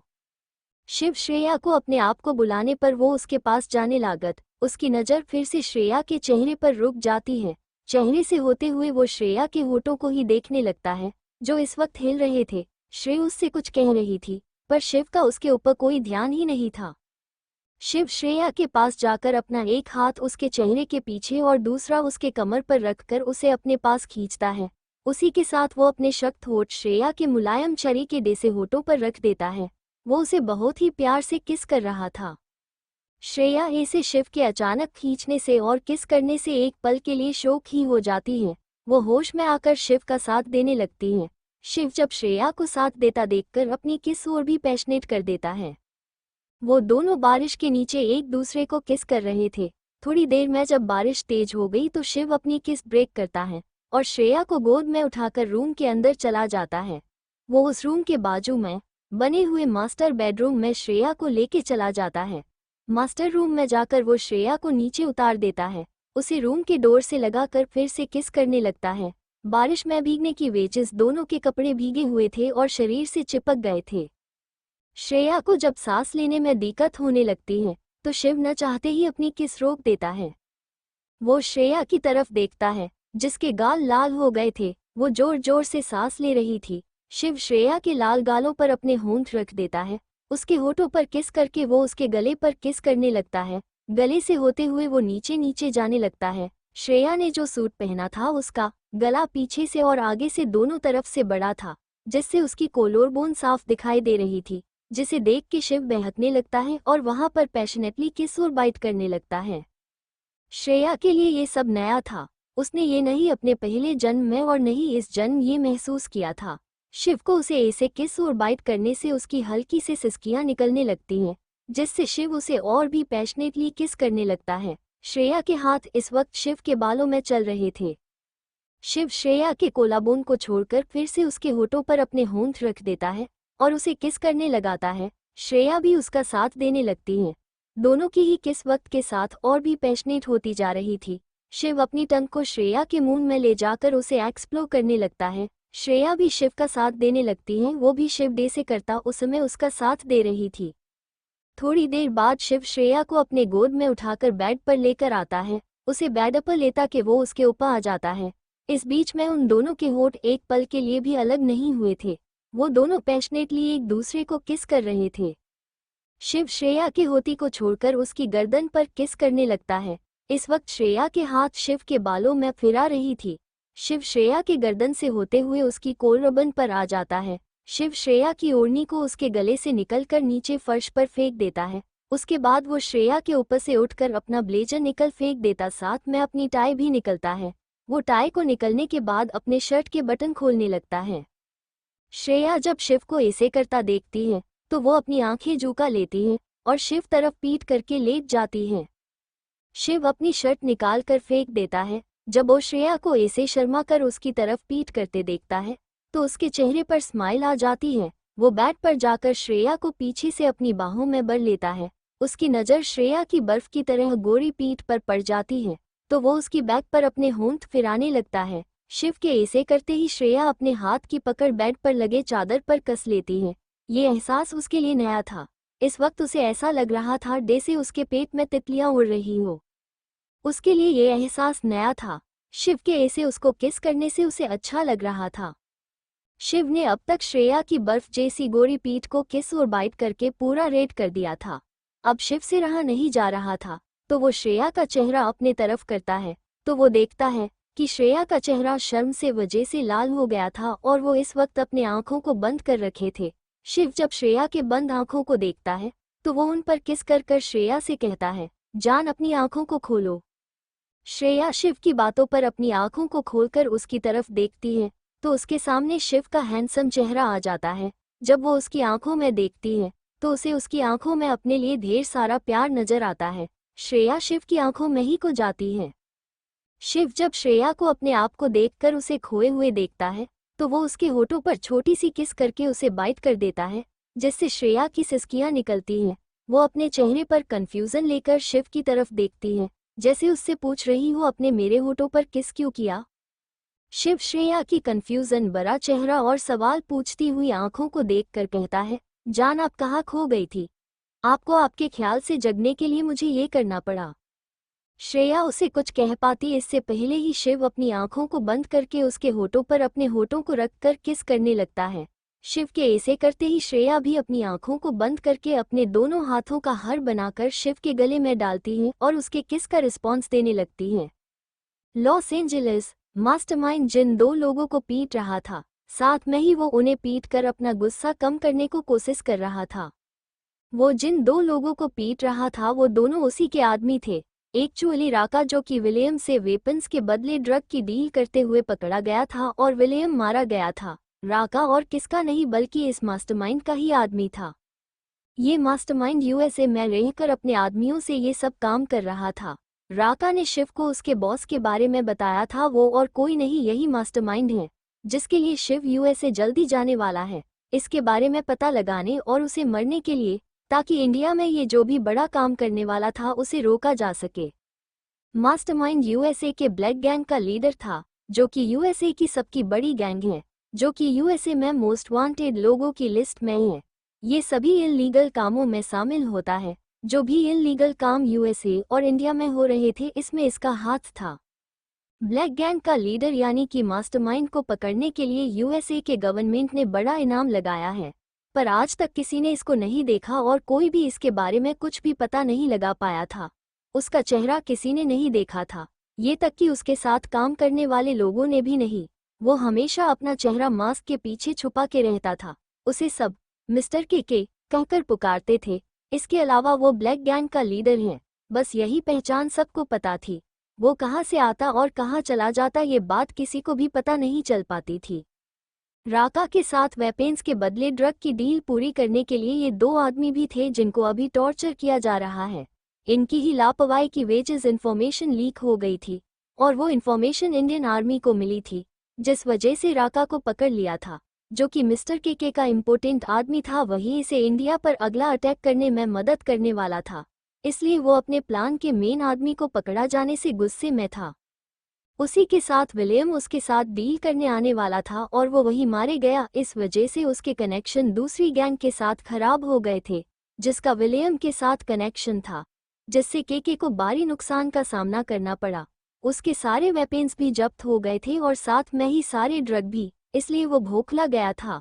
ऊपर से उसके इंडिया में जो लोग उसकी गैंग के आदमी थे, उन्हें राका को किस जगह पर कैद किया है, उसने अपना मुंह तो नहीं खोला। इस बारे में भी कुछ पता नहीं चल रहा था, इसलिए के बहुत ही गुस्से में था। मिस्टर के उन दो लोगों पर अपना गुस्सा उतरता है, जिससे उन दोनों की हालत अधमरी हो गई थी। दोनों ही के की मार से बेहोश हो गए थे। के उनको बेहोश होता देख अपने आदमी को इनकी अच्छे से खातिरदारी करने को कहकर वहां से बाहर चला जाता है। बाहर आकर वो अपने आदमियों से थोड़ी बहुत बातचीत करता है और उसी के साथ यहाँ की सिक्योरिटी टाइट करने को कहकर वहां से अपनी कार में बैठकर चला जाता है। Radisson Blu hotel. शिव के रूम में श्रेया और शिव के कपड़े सारे जमीन पर पड़े थे। दोनों एक दूसरे को प्यार कर रहे थे, मगर उन लोगों ने अपनी लिमिट क्रॉस नहीं की थी। दोनों एक दूसरे को प्यार करके थक कर एक दूसरे को हक करके सो जाते हैं। बाहर चल रही तेज बारिश अब भी वैसी ही चालू थी। मेहरा विला। नित्या आंटी को श्रेया की मॉम का कॉल आता है, जो उनसे कहती है, मैं आज नहीं आ पाऊंगी, बारिश के वजह से सारे रास्ते ब्लॉक हो गए हैं, आप श्रेया को बता देना, उसका कॉल नहीं लग रहा है। इतना कहकर उन्होंने फोन रख दिया। नित्या आंटी ने उन्हें ठीक है कहा और नित्या आंटी ने भी कॉल कट किया। नित्या आंटी सिया जी के यानी कि श्रेया के मॉम का कॉल रखते ही श्रेया को कॉल करके बताने के लिए उसे कॉल करती हैं, पर उसका कॉल नहीं लगता। तो वो श्रेया के फ़ोन पर मैसेज कर देती हैं कि आज मैडम शाम को घर नहीं आएगी, बारिश की वजह से सारे रास्ते बंद हो गए हैं। इसलिए नित्या आंटी का ध्यान जब बाहर चल रही तेज बारिश पर जाता है तो वो श्रेया को एक और मैसेज करके वो जहाँ है वहीं पर रुकने के लिए कहती हैं। बारिश जब थम जाएगी तब आने को कहती हैं। Los Angeles. रेवा, राज और आराधना कपूर जिस विला में रुके थे, उस विला के बाहर मिस्टर के की कार आकर रुकती है। कार के रुकते ही वो कार से निकलकर विला के अंदर एंटर करता है। अंदर उसे कोई नहीं दिखता तो वो हॉल से होकर उस विला में मौजूद अपने रूम में जाता है। फ्रेश होकर वो भी से जाता है, पर अब भी उसके चेहरे पर एक मास्क लगा था जिससे कि सिर्फ उसकी आंखें, नाक का एरिया और होठ ही दिख रहे थे। अब उसका गुस्सा पूरा खत्म हो गया था। थोड़ी ही देर में वो गहरी नींद में चला जाता है। इंडिया। शाम के 6 बजे रेडिसन ब्लू होटल के कमरे। श्रेया की नींद खुलती है। उसके आंखों के सामने शिव का हैंडसम चेहरा आ जाता है, जो कि इस वक्त नींद में था। उसके चेहरे पर सुकून नजर आ रहा था। श्रेया शिव के चेहरे पे जो बाल आ गए थे उसे अपने हाथ से पीछे करने लगती है। इस वक्त उसका चेहरा शिव के चेहरे के बहुत ही नजदीक था, पर उसे इस बात का होश ही नहीं था। शिव के बालों को उसके माथे से हटाकर वो शिव के माथे पे किस करती है, फिर उसके आंखों पर, गालों पर किस करती है। तभी उसकी नज़र उसके होठों पर पड़ जाती है। वो उसके होठों के पास आकर रुक जाती है। उन दोनों के होठों के बीच थोड़ा ही अंतर था। थोड़ा भी कोई हिलता तो उनके होठ आपस में छू जाते। शिव की नींद तभी टूट गई थी जब श्रेया ने हलचल की थी। वो बस अपनी आंखों को बंद करके उसके अगले एक्शन का इंतजार कर रहा था।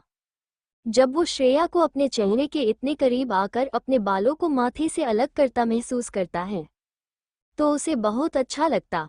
एक अलग ही फीलिंग उसे अपने अंदर होती है।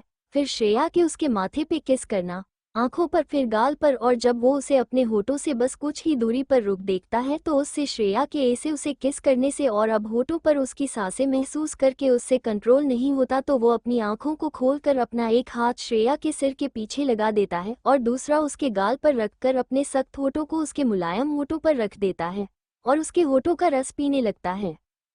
श्रेया शिव के ऐसे अचानक एक्शन में एक पल के लिए शॉक हो जाती है। पर जब वो शिव को उसके होठों को चूमते देखती है तो वो भी उसका साथ देने लगती है। श्रेया का साथ पाकर शिव अपनी छोटी सी किस को बड़ी करके पैशनेट किस में बदल देता है। उन दोनों के शरीर पर इस वक्त कपड़े नहीं थे, वो दोनों ऐसे ही एक दूसरे से चिपक कर किस करने में बिजी थे। दोनों के ऊपर सिर्फ एक चादर थी जो कि दोनों को ढक रही थी।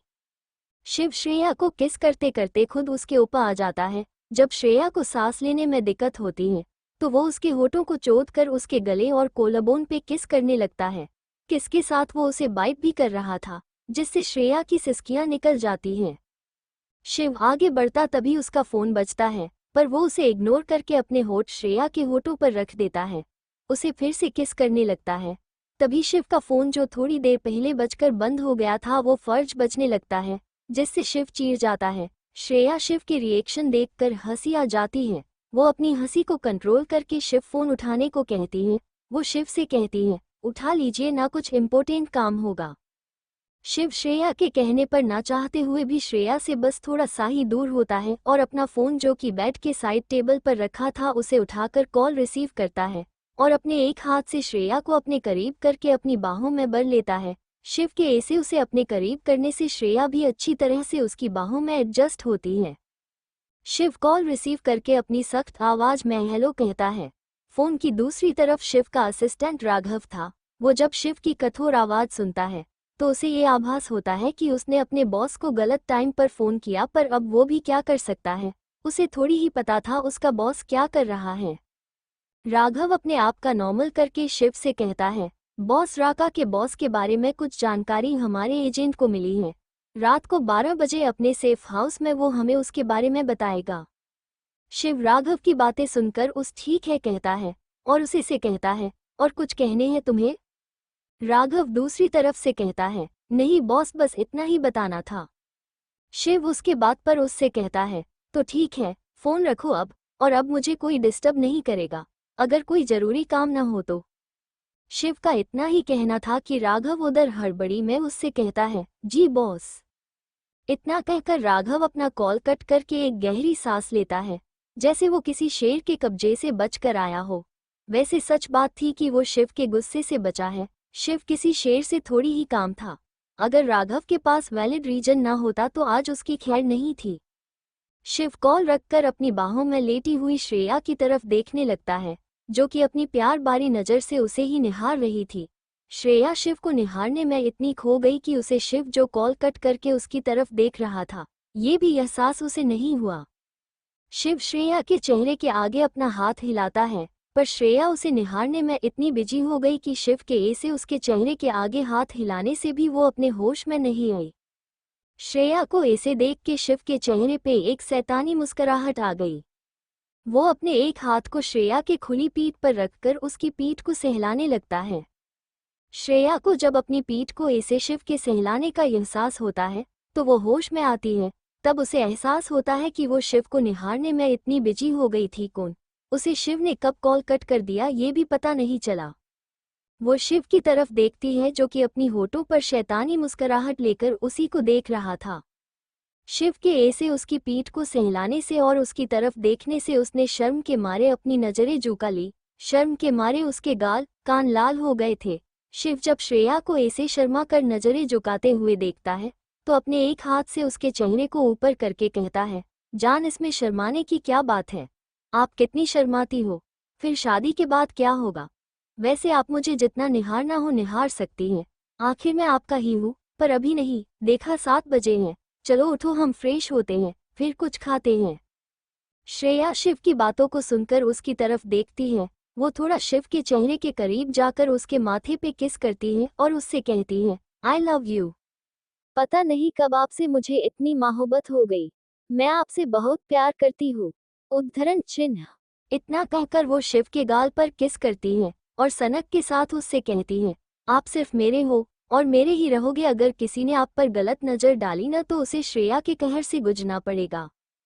शिव को श्रेया को अपने लिए इसे पैसे से देखकर अच्छा लगता है। जैसे वो श्रेया से प्यार करता है और उसके लिए पजेसिव है, वैसे ही श्रेया भी उसके लिए पजेसिव है।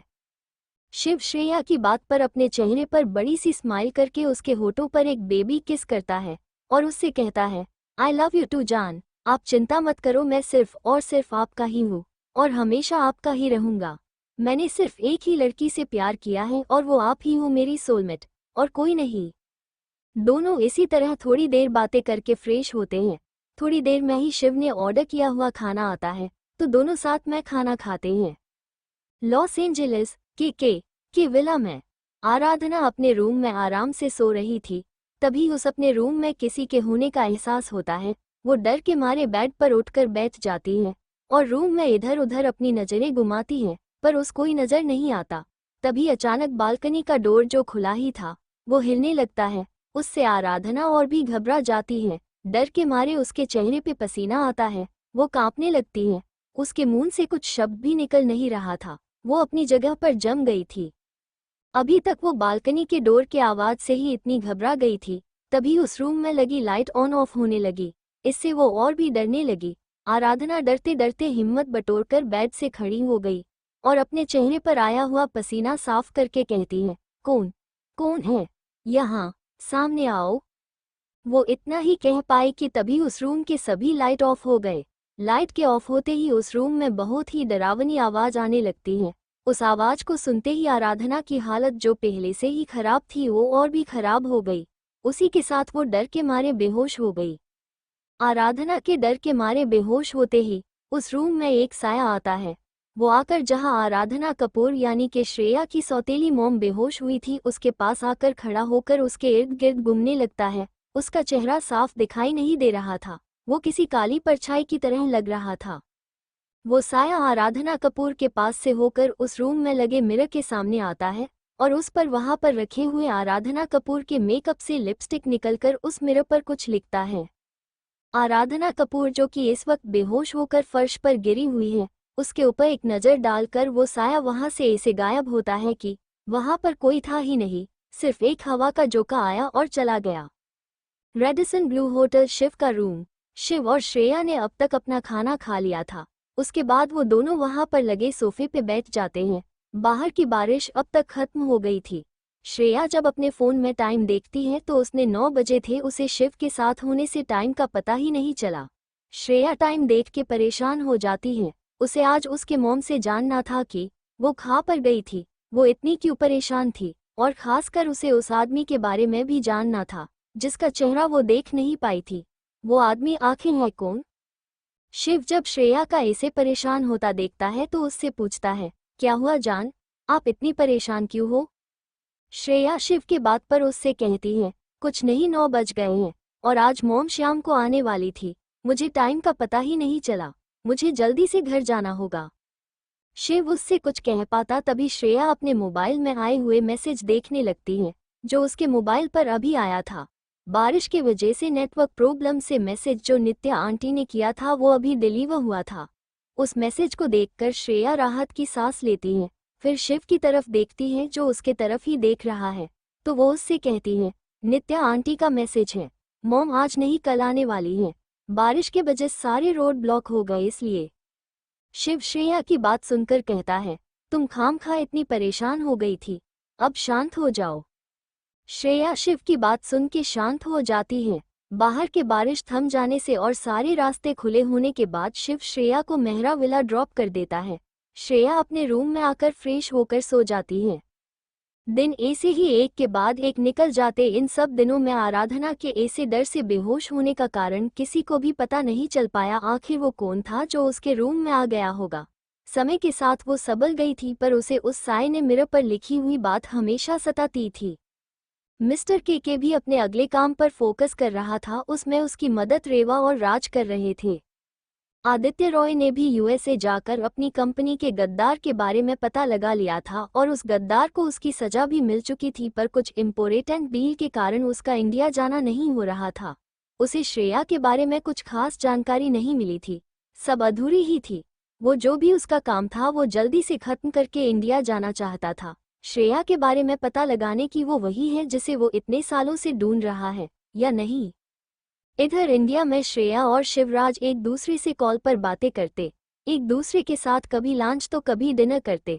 श्रेया की मॉम भी घर आ गई थी, पर उनने श्रेया से उस आदमी के बारे में कुछ बात नहीं की। श्रेया ने भी उनसे कुछ नहीं पूछा। उसने सोचा जब मॉम को सही लगेगा तब बता देगी।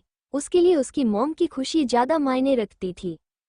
दिन ऐसे ही बीत रहे थे। ऐसे में शिव को अपना कंपनी के काम से और ब्लैक गैंग के लीडर के बारे में जानने के लिए और उसे पकड़ने के लिए यूएसए जाना था, ताकि वो उसका इंडिया में जो केके करने वाला है उसे रोका जा सके। शिव के एजेंट ने उसे बस इतना ही बताया था कि राका का बॉस जो है वो यूएसए की मोस्ट वांटेड ब्लैक गैंग का लीडर है। उसे सब मिस्टर के कहकर जानते हैं या बुलाते हैं। आज तक किसी ने भी उसका चेहरा नहीं देखा, उसके साथ काम करने वाले लोगों ने भी नहीं। वो कहाँ रहता है, अपने गैंग से कैसे बात करता है या कैसे उनसे मिलता है, इस बारे में भी उन्हें कुछ पता नहीं चला रहा था।